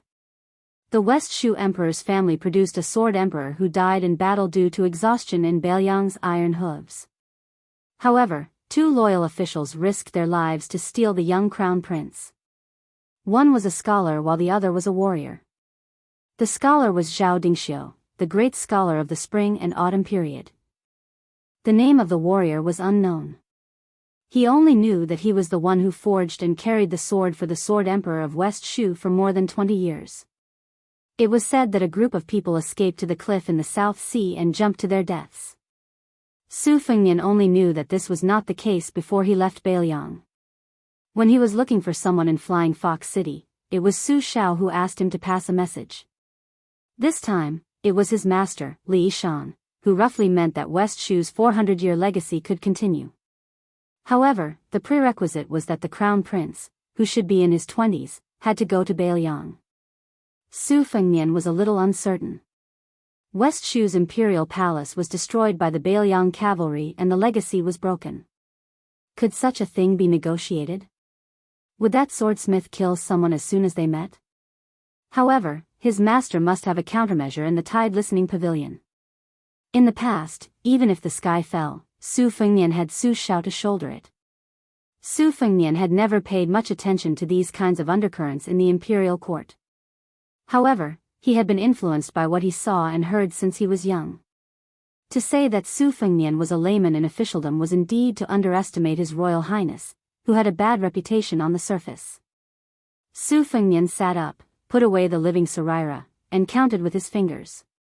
Other than the few old generals left in the Bailiang army, the biggest force in the core force was probably Su Zhao's 6 adopted sons.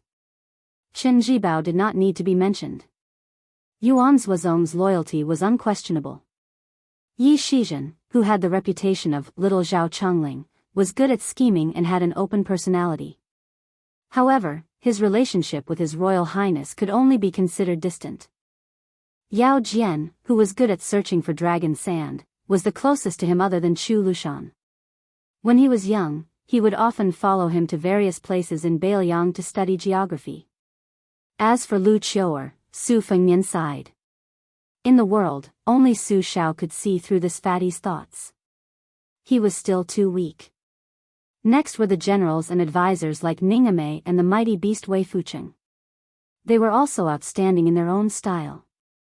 They either set up their own schools or attached themselves to one of the 6 adopted sons. Naturally, these people also had their own small mountaintop camp. Their roots were very intertwined. But compared to the Liang dynasty's imperial court, in the end, it was still a bit cleaner. The group of civil officials led by Li Hanlun's greedy father, Li Gongda, was still far from being able to challenge the Bailiang army. They could only observe the situation and maintain politics. Su Fengnian counted.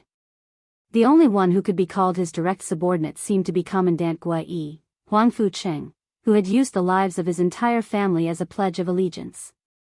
Su Fengnian looked down at the lonely finger that symbolized only one trusted aide. He said to himself, so miserable. Chapter 503. Su Fengnian sat alone by the river. Luo Changhe, old scholar Luo, and the others were already used to it. In the middle of the night, Su Fengnian controlled the Xian Lei sword and dripped blood to nourish the sword embryo. 10 heavenly stems and 12 earthly branches. The metaphor behind these 2 sayings was a top secret in Bailiang Palace. The former was Su Fengnian's men of sacrifice, while the latter was Su Zhao's trusted retainer. After obtaining the Peach Blossom Sword deity's 12 flying swords, Su Fengnian had an unforgettable memory of the latter. Zi Xian Jia, Chou Chunmei, Yin Bamboo Horse, Mao Morning Dew, Chen Chunshui, Si Peach Blossom, Wu Jinlu, Wei Huangtong, Shinamei, Yu Zhuke, Su Wuling, and Hai Tai Yi. The time of nourishing the swords corresponded with the time when the flying swords came out of the furnace.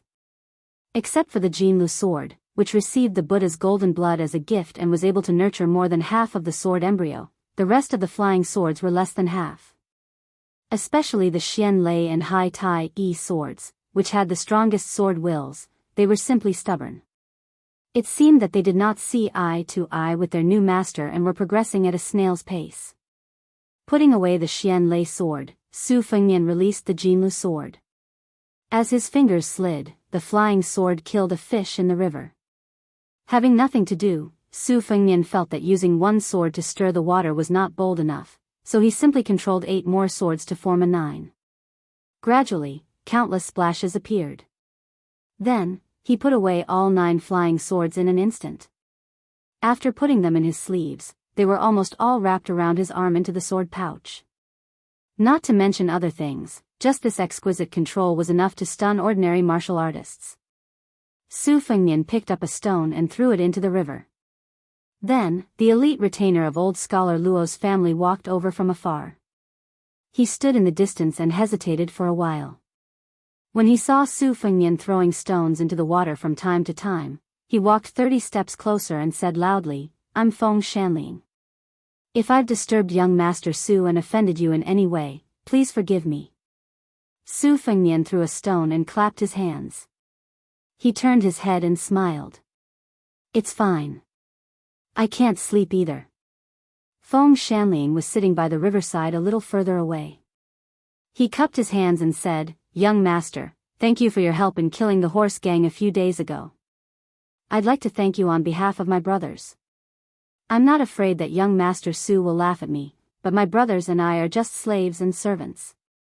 We don't dare to say that we'll repay your kindness. On the one hand, you really saved our lives. On the other hand, even if we want to repay your kindness, we don't have anything to offer. I only dare to say that when we reach the town tomorrow, we'll privately invite young Master Su to find a clean restaurant to drink and eat meat. Su Fengnian laughed and said, That's good. I still have some money left. After eating and drinking to my heart's content, even if I can't afford the girls in the big brothels, I can still go to the small brothels. Brother Feng, are you interested? Although I say to others that I'm from a small aristocratic family, I'm actually just a merchant's son. I'm not on the same path as young Master Luo and the other aristocratic families. I'm also afraid of being snubbed. Brother Feng, you're on the right path. To tell you the truth, the reason why I'm treating you to the brothels is that I want to invite Brother Feng to have a meal with me when I'm in your territory. That way, my small business can be taken care of. Previously, the horse gang was defeated, but they didn't suffer heavy casualties. I was afraid that young Master Su was the horse gang's spy, so I secretly sent a brother who used to be a scout to inquire about information from the periphery. However, there was no trace of the horse gang. Tomorrow, we will enter the military town to rest, so I feel that I have wronged young Master Su. My brothers and I are rough people who only know how to wield swords and spears, but we still want to be thick-skinned. Therefore, I want to apologize to young Master Su and accept any beating or scolding. Su Fengnian waved his hand and said, "It's human nature. Brother Feng, you worry too much. If I were in your shoes, I would also be more cautious when I'm outside." Feng Shanling was not a talkative person. After saying the words that he had been preparing for a long time, he did not know what to say. Su Fengnian hesitated and asked, "I heard from old Master Luo that Brother Feng used to be a crossbowman in Beiliang?" Feng Shanling showed a trace of absent-mindedness and said with a smile, "It was a long time ago." Su Fengnian picked up a flat stone beside him and threw it into the water. He said, "The Liangmang border has a crossbow control pass to prevent crossbows from crossing the border. Brother Feng, I'm afraid that you haven't touched a crossbow for many years." Chapter 504. The rough man who had once become a Beiliang crossbowman because of his outstanding talent smiled bitterly and lamented, "Yes, I still remember that before I retired from the army, I squatted on the ground and touched the broken crossbow, secretly crying for a long time. All these years, I was the head martial arts instructor of the Luo family's courtyard. Relying on the skills I learned in the Beiliang army, I taught more than a dozen of the Luo family's concubine sons archery and equestrian skills. I also accumulated some money at the same time and thought that I could finally buy a good crossbow to satisfy my craving. Unexpectedly, a daughter without a handle was born in the family last year. My daughter-in-law said that she should save up for her daughter's dowry now and buy this and that. Not to mention the other things, just the carved daughter's bed, not to mention the matching dressing table, washstand, silver cabinet, and chairs. Just one bed cost 60 taels of silver. Alas, the money was spent like flowing water." Su Fengnian smiled. "Does our daughter look like Brother Feng or sister-in-law? If it's like Brother Feng, it's indeed necessary to prepare more dowry." Feng Shanling was stunned for a moment, then he burst into laughter.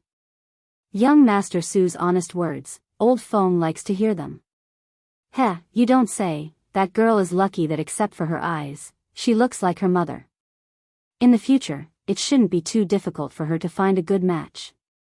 Su Fengnian joked, "It's a pity that I am too old. If not, I can still claim kinship with Brother Feng and become his father-in-law." Feng Shanling said seriously, "Don't even think about it.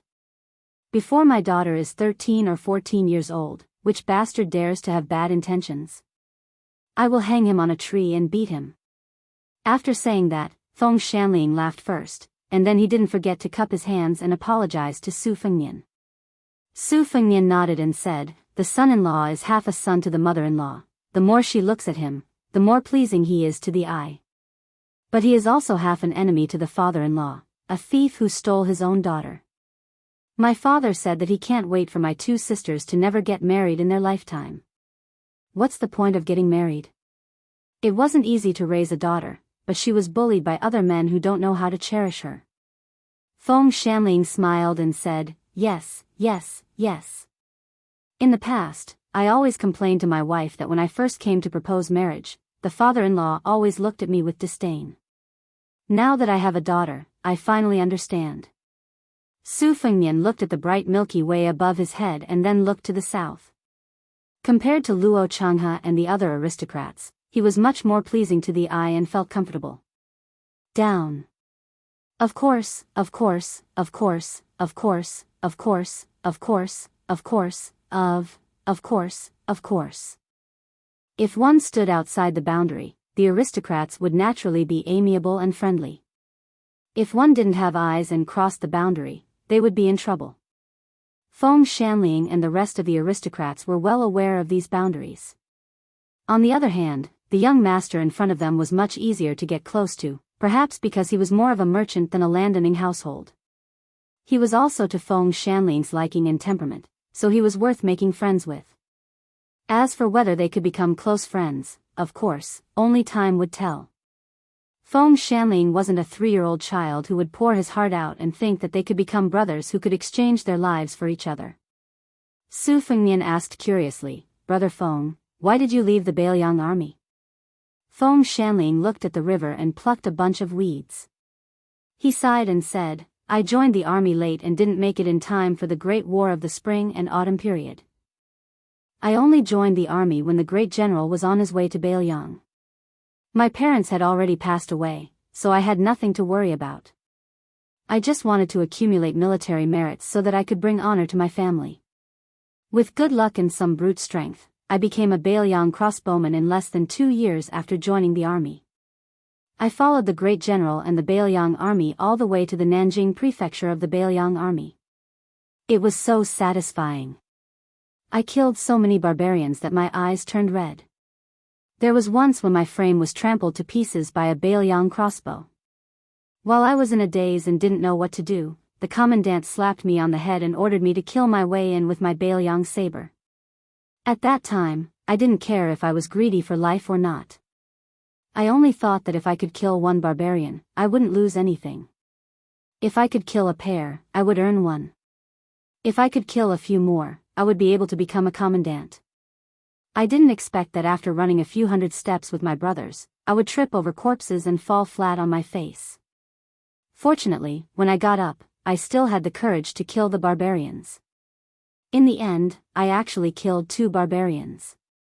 In the following few battles, I didn't have the opportunity to charge into the battlefield and kill the enemy with my own hands.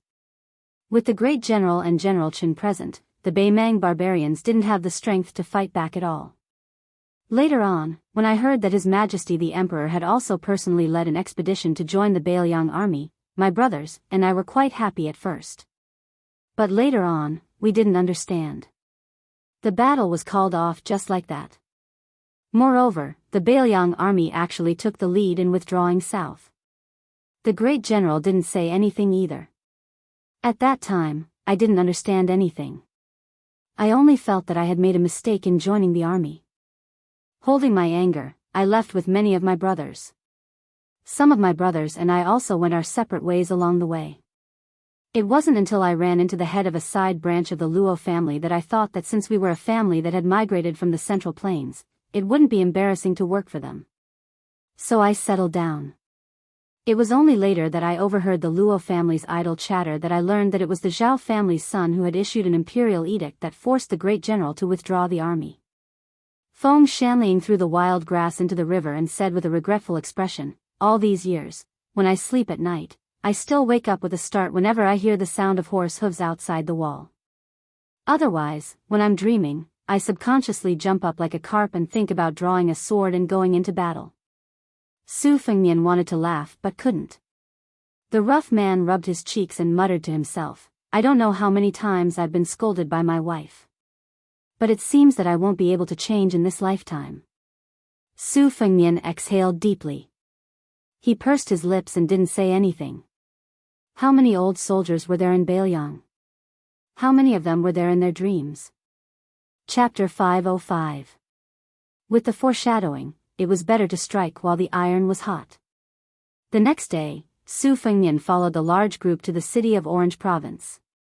He got close to Feng Shanling and the other rough men and chatted. It was a completely different feeling from talking about moral essays with Mr. Luo and the other old scholars.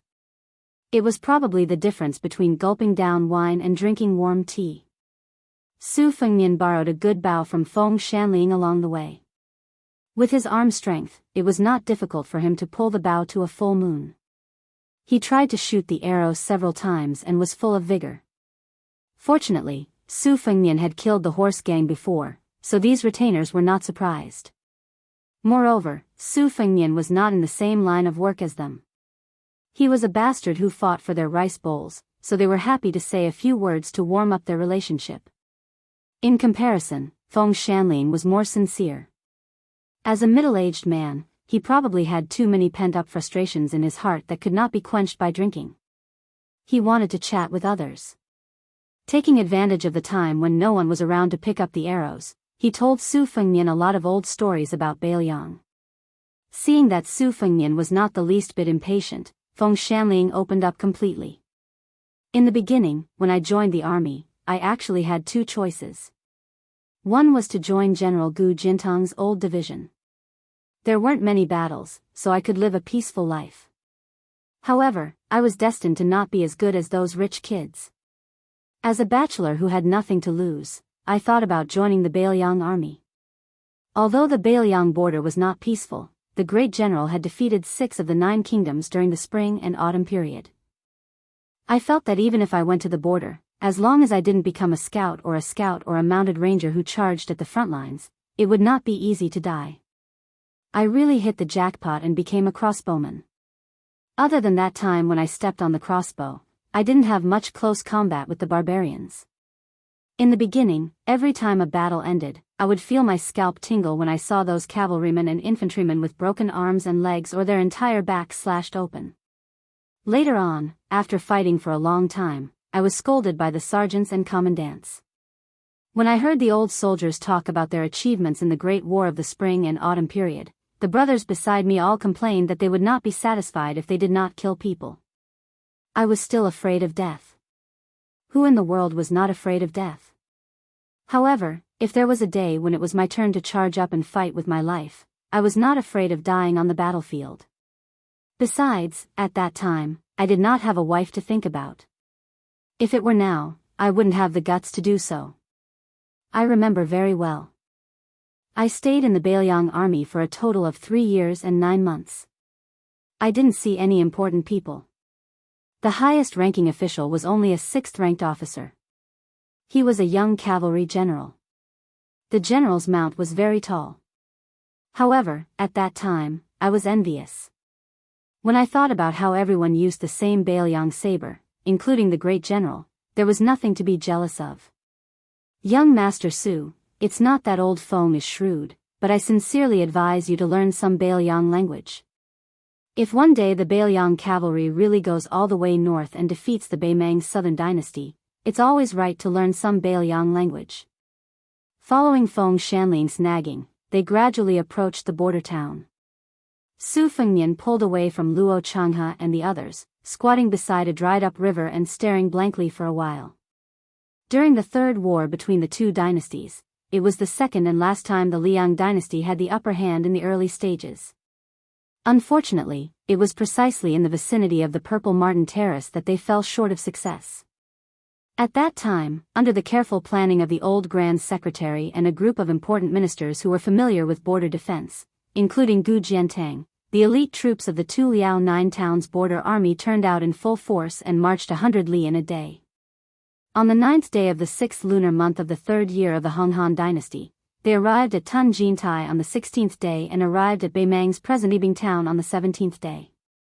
More than 6,000 garrison troops surrendered at the sight of the wind. On the 19th day, they surrounded Juzhou and then went to the various fortresses of Yehu Pass, intending to seal off the entrance of Baimang's troops to the west. However, they only attempted to encircle Juzhou and attack reinforcements at the Purple Martin Terrace. Later on, they were ridiculed by the military scholars of later generations for using troops with no special purpose. The young emperor of the Zhao family, who was personally leading an expedition for the first time, was even ridiculed by the military scholars of later generations for using troops with the formation map. If it weren't for the fact that Gu Jiantang, who was guarding Jinliao, disobeyed the previously established edict and led 8,000 elite troops to rescue them, and that Bailiang's Chen Jibao led 90,000 cavalrymen and Gu Jiantang's troops to the north at almost the same time, like an all-piercing towards Nanjing Prefecture, the empire of Bailiang wouldn't be the empire of today. Collecting his scattered thoughts, Su Fengnian stood up and jogged to catch up with the large group. The Spring Thunder saber was wrapped in a cloth strip and placed in his backpack. In this town, civilians and civilians mixed together, so the inspection at the city gate was very strict. Among the sparse crowd, a woman walked slowly with her head down and handed a pass to a spear-wielding city guard. After the young, sturdy soldier in armor confirmed that there was no mistake, he shot a glance at the woman and frowned. He used the tip of his spear to knock on the large cloth bag that the woman was carrying with great difficulty. The woman slowly untied the rope slanting across her chest and opened the cloth bag, revealing a guqin. The guqin was 3 chi 6 inches and 5 centimeters long, with 7 banana leaf strings, a snake belly pattern, and a scorched tail. Of course, the city guard couldn't recognize this kind of elegant object, nor could he see the depth of its craftsmanship. Seeing that she seemed to be blind, he didn't make things difficult for her. There were more than 10,000 controlling Crane army stationed outside the town, and their governance was strict. He had already earned a few hundred copper coins today, so he didn't dare to make too many petty moves, so he let her pass. The woman was wearing the Southern Dynasty's attire, a small skirt with narrow sleeves. She didn't wear the veiled hat that was exclusive to young ladies. Probably because she practiced the zither, she had a mild temperament, so she walked lightly and slowly. After entering the city, the market and the streets began to bustle with noise and excitement. Many children were playing and running around. Several local ruffians, who bullied the weak and feared the strong, were squatting at the mouth of a well on the side of the street, basking in the sun. Seeing such a lonely and weak woman entering the city alone, they looked at each other and smiled knowingly. Taking advantage of the fact that the city guard at the gate wasn't paying attention to them, one of the ruffians pretended to be drunk and staggered over, bumping into her shoulder. The woman on her back was reasonably shaken and almost fell down, but she still kept her head down and her expression hidden. The man, who was single and could only make a living by stealing undergarments from women in the neighborhood, smiled even more. After brushing past her shoulder, he turned around and was about to touch the woman's buttocks. He pinched her buttocks and brought it to the tip of his nose for a sniff, provoking a roar of laughter from his rogues on the street. The woman was in a hurry, she didn't dare to reprimand him.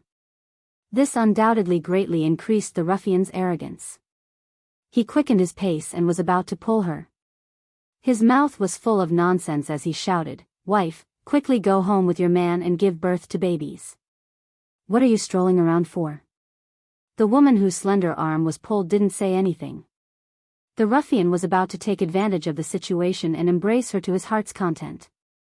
On the other side of the street stood a neatly dressed young man with a ruffian face. Seeing this scene, he didn't lack the understanding of a hero who saw injustice and saved the beauty. He only picked his nose and sneered, "Lou Scar, you think you can get a wife? You should go sleep with your mother. Anyway, your mother is also a trash that can be ridden by thousands and thousands of people. One more won't make a difference." The ruffian who was called Lou Scar was so anxious that his eyes turned red. He didn't let go of the woman's smooth arm and turned his head to curse, "Sue Sue, no matter how idle my balls are, they are still 100 times better than yours. You brat, you've been facing these 2 old bachelors for more than 20 years. Has your buttocks bloomed?" Chapter 506. After the young man finished picking his nose, he went to pick his ear wax. With a calm face, he said, "2 hours ago, I went to your house to climb the wall and had a private conversation with your mother. Do you know what is 6 short words and 3 long words? You are still young and inexperienced, so you definitely don't understand. In any case, your old mother is very happy in bed. Who knows, maybe tomorrow I will become your cheap father. Come, call me father first." The young man straightened his back. Lou Scar was humiliated on the street. He no longer cared about the woman.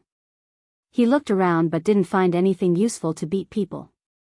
He took big strides and rushed up to teach this little bastard a lesson, who still hadn't grown up after being beaten countless times. The young man's appearance was actually quite delicate, but it was covered by his ruffian appearance. Seeing that the situation wasn't good, he wanted to run away, but he was blocked by 5 or 6 of Lou Scar's brothers. He cursed in his heart, skillfully covering his head and face, and gave them a good beating. Especially the person in question, Lou Scar, who rolled up his sleeves, squeezed out all of his strength, and kicked this surnamed Sue's ass. Hearing a wail, he covered his ass and ran away. Lou Scar and the others began to chase after him, grabbing the chairs by the side of the street and randomly smashing them. The street vendors who were doing business were all cursing. This town wasn't that big, but after living together for 20 years, they knew these idle and lazy people very well.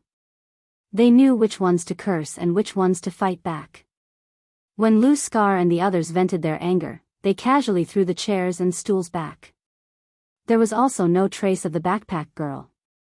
This made Lu Scar want to go to Su's house and turn it upside down, but thinking of the old bachelor's strength, he shrunk his neck and felt a chill. He could only endlessly curse that Su, that brat, had been beaten until his D*ck was gone, and he would never be able to sh*t in this lifetime. The young man surnamed Su, who had suffered an unexpected calamity for no reason, took a detour and walked through several alleys before squatting at a corner of a wall. He used his thumb to wipe away the blood at the corner of his mouth. His nose was bruised, his face was swollen, and his whole body was sore. He pulled open his collar and saw a bruise on his shoulder. He sucked in a breath of cold air, stood up, tiptoed, and leaned against the yellow mud wall. He shouted a few times, but in the end, he still didn't see the lady who sold scallion pancakes. He also didn't see any women's undergarments or other personal items on the bamboo poles used to dry clothes. Feeling somewhat bored, he endured the stinging pain and pretended to walk leisurely while whistling. On the way, he casually grabbed a piece of bacon and threw it into his mouth to chew. Su Fengnian and the group of Confucian scholars checked into a first-class inn. Old scholar Luo had already helped to pay the bill, so Su Fengnian didn't want to be pretentious about this kind of trivial matter. He made an appointment with Feng Shanling to have dinner at a time-honored restaurant that he had just inquired about. Because it wasn't time to eat yet, he went out for a walk. After walking a few streets, he saw a simple fortune-telling stall under an old willow tree. The fortune-teller wore a wrinkled and tattered Taoist robe and had a goatee. The business was cold and cheerless. He sat on a borrowed bench and dozed off in a daze. From time to time, his chin would knock on the table covered with a cotton cloth. Su Fengnian hesitated for a moment. He raised his head and looked at the flag that was fluttering softly due to the lack of wind. It was probably about 500 years. As a fortune-teller, he was afraid that his tone would be too low. Su Fengnian walked over and knocked on the stall with his finger. The fortune-teller woke up with a start and hurriedly wiped his saliva with his sleeve. He sat upright and still and tried his best to put on the air of an expert. He spoke incessantly. This immortal is proficient in yin and yang, the 5 elements, ziwei, astrology, palmistry, qimen dunjia, geography, feng shui. Whether it is yin or yang, all of them are extremely accurate. May I ask what Gongzi wants this immortal to tell?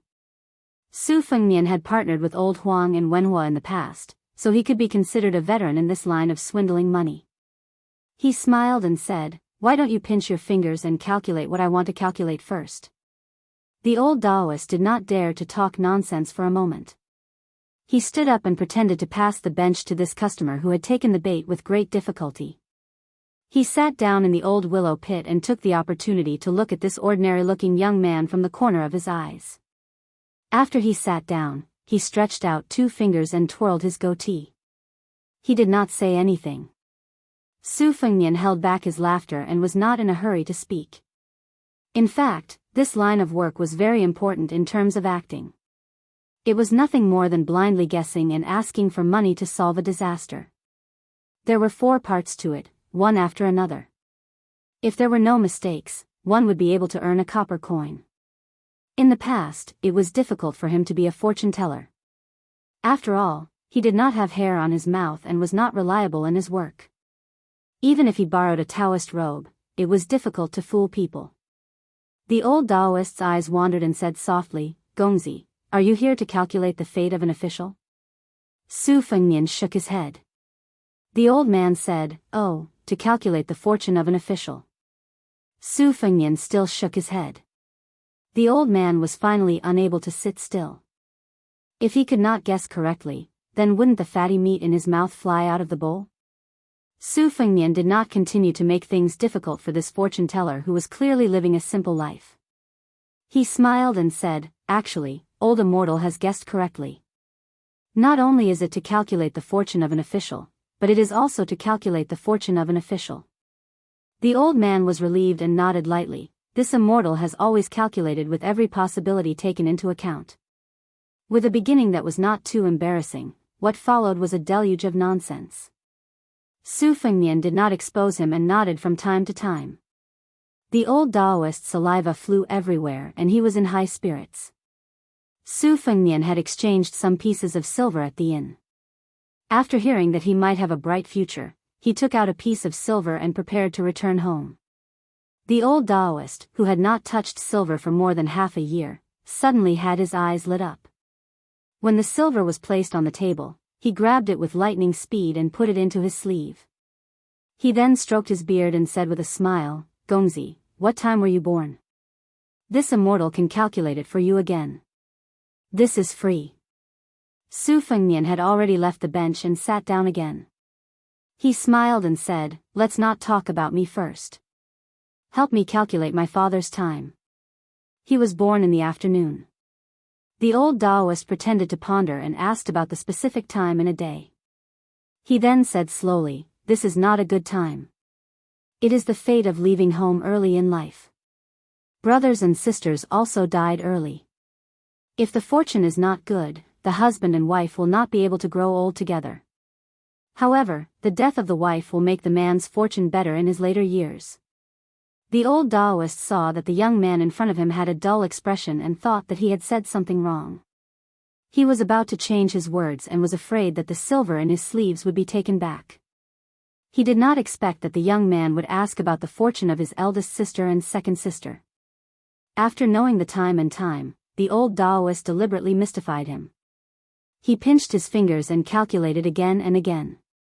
He braced himself and said a few words, not daring to say more.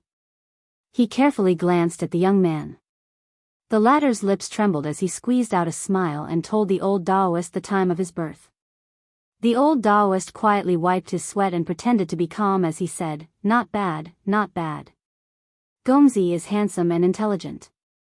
You have a lot of fortune in your life. Your parents' fortune has been shared with you. Your early days were rough, your middle days were hard, but your late days were good. Therefore, Gongzi need not worry too much." The old fortune teller hesitated for a while before saying, "Gongzi, forgive me for speaking out of turn. Gongzi's family has more or less had their fortune reduced because of you." He then hurriedly added, "But Gongzi's family's fortune is not bad. They do not care about this little bit." Under the old willow tree, the young man and the old fortune teller looked at each other. Su, who was strolling over, was thinking that there would be an idiot who would read the fortune of this old swindler. He then saw the man whose head had been kicked by a donkey scatter a handful of silver. The next scene made him feel even more incredulous. Su turned around and planned to return to his shop to be scolded. He rolled his eyes and muttered, "This guy is crazy." A young man from a foreign land sat under a withered old tree. He did not cry out loud and just stood there crying. Chapter 507. Su paced back and forth outside for half a day before gathering the courage to return to a blacksmith shop located in a corner of the town. It was a two-sectioned courtyard with a frame. However, at a glance, the furnishings were simple and crude, giving people a feeling of emptiness. She knew that this family's life was not easy and could not be considered wealthy. In the front room, in front of the furnace and bellows, there was a middle-aged man who was bare-chested. His body was burly and his muscles were solid. It would not be an exaggeration to say that his fists were strong enough to run horses and his arms could stand on people. His arms were thicker than a woman's thighs. It would be a pity if he did not have the strength to walk on the streets. The man was dressed in bronze and was holding a hammer to hammer a piece of hot iron on the anvil. The man glanced at Su and did not make a sound, continuing to hammer the iron. Su, who had been a helper since she was young, was very familiar with the temperature of the iron. She ran to the basket and poured some charcoal into the furnace. Then, she was about to go to the back of the room to rest. In this old man's words, it was to cultivate righteousness. Her sharp ears heard the footsteps that she had been hearing for more than 20 years and quickly slipped away. Just as she ran to the doorstep, she heard a light shout. She could only obediently stop and turn around. She pretended to be stupid and laughed. An old man who looked like a poor scholar was holding a carp with branches pierced through its gills. He angrily said, "Fighting with Lu Hong and those scoundrels again? How can this be the conduct of a modest gentleman? If you can't even cultivate your body, how can you accomplish great things?" Su Su softly curled her lips and muttered, "I'm a gentleman who stays away from the kitchen."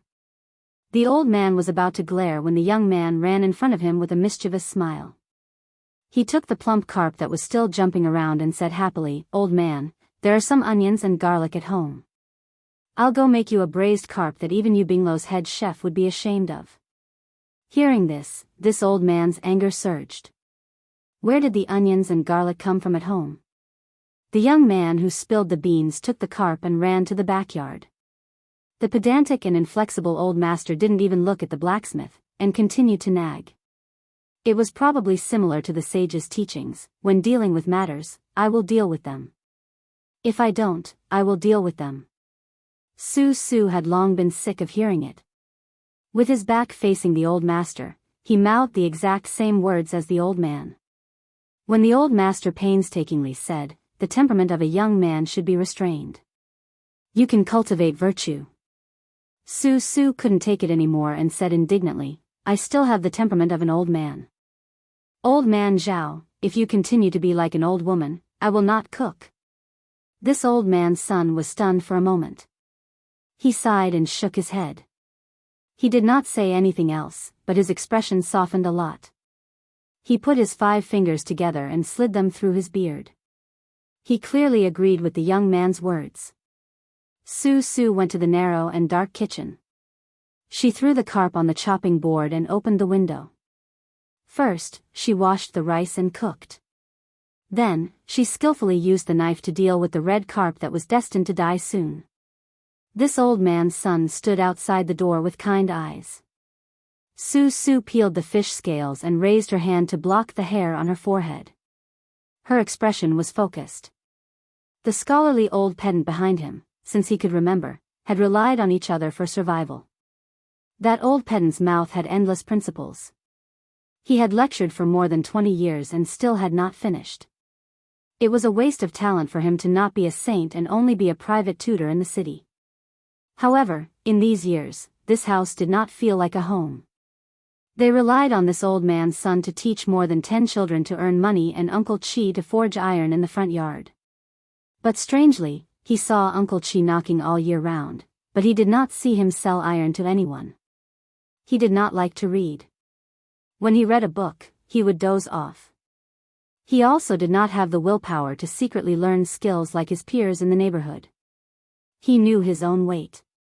Unless a sack of gold and silver fell on his head from the sky, his life would be worthless. Whether he could marry a wife in the future was uncertain. What else could he do? Join the army and fight? Wouldn't he be so scared that he would wet his pants? Do business full of the stench of money? Firstly, he did not have the capital. He did not have the temperament of bowing and bending his knees to others. Secondly, this old man's son was anxious and wanted to break his arms and legs. Su Su sighed. If she was the storyteller's so-called leopard cat swapping the crown prince, how beautiful would that be? After a while, the rice was cooked and the dishes could be placed on the plate. Su Su unhappily said, "Old man, go call Uncle Chi to eat." At the dining table, even though this old man's son often said that he did not speak when sleeping or eating, Su Su was gradually getting older. This old man's son was really an old teacher. After the young man could withstand the beating, he did not take it seriously. While eating, he vaguely said, "Uncle Chi, why don't you go to the Crow Swallow Bridge Bazaar to solicit business? The fragrance of the wine is afraid that the alley is deep, and it will waste your good skills."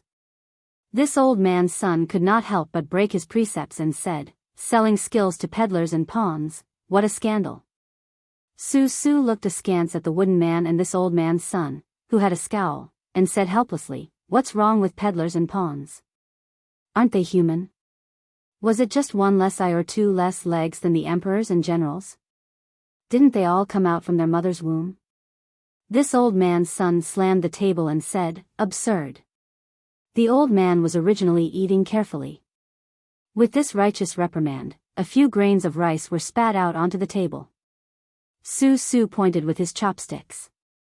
This old man's son's face was slightly red. He picked up his chopsticks and put them back into his bowl. Su Su pouted with some grievance and said, "Old man, you said yourself that a wise man does not force others to do things against their will. You just have to change a bit of nature's kindness. There is no harm in saying a few kind words to others. But all these years, when have you ever said anything good about me? If I am not successful in this life, it will all be because of your scolding. For the first time, the old man did not make a sound. He did not even refute. He only slowly chewed and swallowed the rice that the people of Orange Province did not often eat. After eating and washing the dishes, this old man's son sat on a small stool near a few pots of orchids in the courtyard. He tilted his head, squinted his eyes, and took advantage of the twilight to read a few more scriptures. The oil lamp consumed oil, so it was best to use it less. Su went to the blacksmith shop in the front yard to help Uncle Chi take care of the furnace. Ironware was strictly supervised in Baimang. If the furnace was delayed, they would have to squander a large piece of iron. This family could not afford to be tormented. Although Su was heartless and did not have any ambitions, she was never careless when it came to the thickness of the rice jar. In the end, this old man's son's principles that he copied from an unknown book did not have much of an impact on a person who grew up in a border town. It was far more profound than looking at beautiful clothes and horses from afar. The tall and sturdy man was silent as always. Occasionally, he would look at the young man's eyes, revealing a silent warmth. Chapter 508. This old man's eyes were almost glued to the yellowed book. It was really blurred. He gently put the book on his lap and looked up at the sky. He slowly said, "A gentleman is forced by circumstances. It's hard to avoid deceiving others. Deceiving yourself is the same as deceiving the heavens. If you have a clear conscience, you don't need to ask the heavens for good fortune." The old man suddenly said, "I want to ask the heavens for good fortune." Holding the book with both hands, the old man said in a hoarse voice, "Life must have some energy left. Saying all that you want to say, and all that you want to do, you can only have a short life. Can you really only have a short life?" After a long silence, this old man slowly walked back to the house. After putting down the book, he went to move the pots of orchids. Taking advantage of the break, the man wiped his sleeves a few times. Then he went to Su's side and pressed his hands on his shoulders to help him relax his muscles and disperse the blood stasis. Su frowned in pain and forced a smile. "Uncle Chi, a few days ago I heard from Wang Xiaofeng that last year there were bandits in the city who could leap over roofs and vault over walls. Is there really such a martial arts hero in the world?" The strong man smiled but didn't say anything. He didn't nod or shake his head. Knowing this result, Su shook his arm. "Hey, it really didn't hurt anymore." From childhood to adulthood, every time he fought with someone, Uncle Chi's massage was immediately effective. According to this old man's words, it was the same as acupuncture and massage in the Central Plains. Unfortunately, it could only cure diseases and not hit people. Su practiced a set of shoddy boxing skills. After finishing, he smiled and asked, "Uncle Chi, how was it? Did it have the posture of a master?" The man nodded. Su clicked his tongue, "If I get a peerless martial arts manual, I will be invincible in the world." The man's mouth twitched. To him, it was just a smile. Su heroically said, "Uncle Chi, when the time comes, I will give you the biggest iron mine in the world. You can do whatever you want. You can do it while standing or sitting. You can even do it while lying down." The man didn't say anything. Su thought of something and ran out of the yard. He turned back and whispered, "Uncle Chi, let's go out for a stroll." The man nodded. Su took a big step and rushed out of the courtyard, when he bumped into a soft body. Su took a closer look and saw that it was a girl carrying a backpack with her head down. He couldn't see her face, but judging from her figure, she didn't seem to be a local. He hurriedly apologized, and didn't have any intention of taking advantage of her. Seeing that she didn't move, he didn't know how to get close to her, so he decided not to think about it and ran towards the alley. After running for a few steps, this son of AB*TCH God started to piss. It seemed like a big piss was going to piss on the roof of the alley. Su cursed a few times and turned back to the courtyard to get an umbrella. He had an appointment with a few of his brothers to fight a group of bastards on the east side of the street, so there was no reason for him to be absent. Su saw that girl foolishly squatting in front of his courtyard. Was she a stupid girl who didn't understand the situation? Even if you want to hide from the rain, you can't hide like this. Su did not pay any attention to her. She secretly took an umbrella and ran out of the yard. She saw that this woman was most likely really stupid. In just a short while, she had been drenched by the rain of soybeans. Su walked a few steps and sighed heavily. She walked to her side and said unhappily, "Hey. Take it. My family is poor. I only have one umbrella. I'll lend it to you. When the rain stops, you can put it at the yard door. I'll say it first. Don't take it with you. I, Su, can walk around this city with my eyes closed. Don't think you can slip away." The girl raised her head. Su jumped in fright. This was a blind man. His looks were average, like a pretty daughter from a humble family. But it was dark and raining. When he raised his head, his eyes were even more empty than his own courtyard. This really shocked Su. Could it be a female ghost? Su distanced himself. He gathered his courage and reached out his hand. He handed over the tattered oil paper umbrella that couldn't block much of the rain. The girl stood up gently. She slightly turned her body and folded her sleeves. It was as if she was performing a Buddha's blessing. Then she took the umbrella. Her voice was even more like a female ghost. "Thank you, young master. Damn it. It's the middle of the night. I can't see if you have a shadow." Su was scared out of his wits. He almost threw the umbrella over. He kept saying, "I have righteousness in my chest. No ghosts can invade." The girl seemed to have heard his words. She smiled gracefully and said softly, "Young Master Su, you're thinking too much. I'm not a female ghost." Su was stunned. He was even more frightened. He stepped back and asked in a trembling voice, "How do you know my name? And you say you're not a female ghost?" The girl, who was supposed to be carrying a heavy object, thought for a while and said, "Young master just said it himself." Su thought carefully. Then he remembered that he did unintentionally tell her his name. He was relieved. Being hit by the torrential rain, Su guessed that there was no way she could fight. She leaned against the wall and stood shoulder to shoulder with her. She asked curiously, "My house is a godforsaken place. What are you doing here?" The girl, who was supposed to be young, said softly, "Waiting for someone." Su wanted to get to the bottom of it. Waiting for who?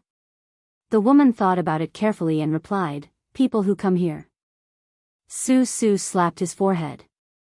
This girl's brain wasn't working well.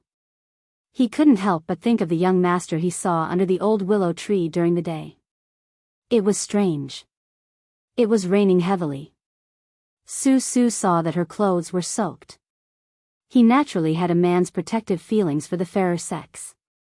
He said, "Why don't you go to my house to hide from the rain? It's not safe here. Don't worry. There are no bad people in my house. I'm the only bad one.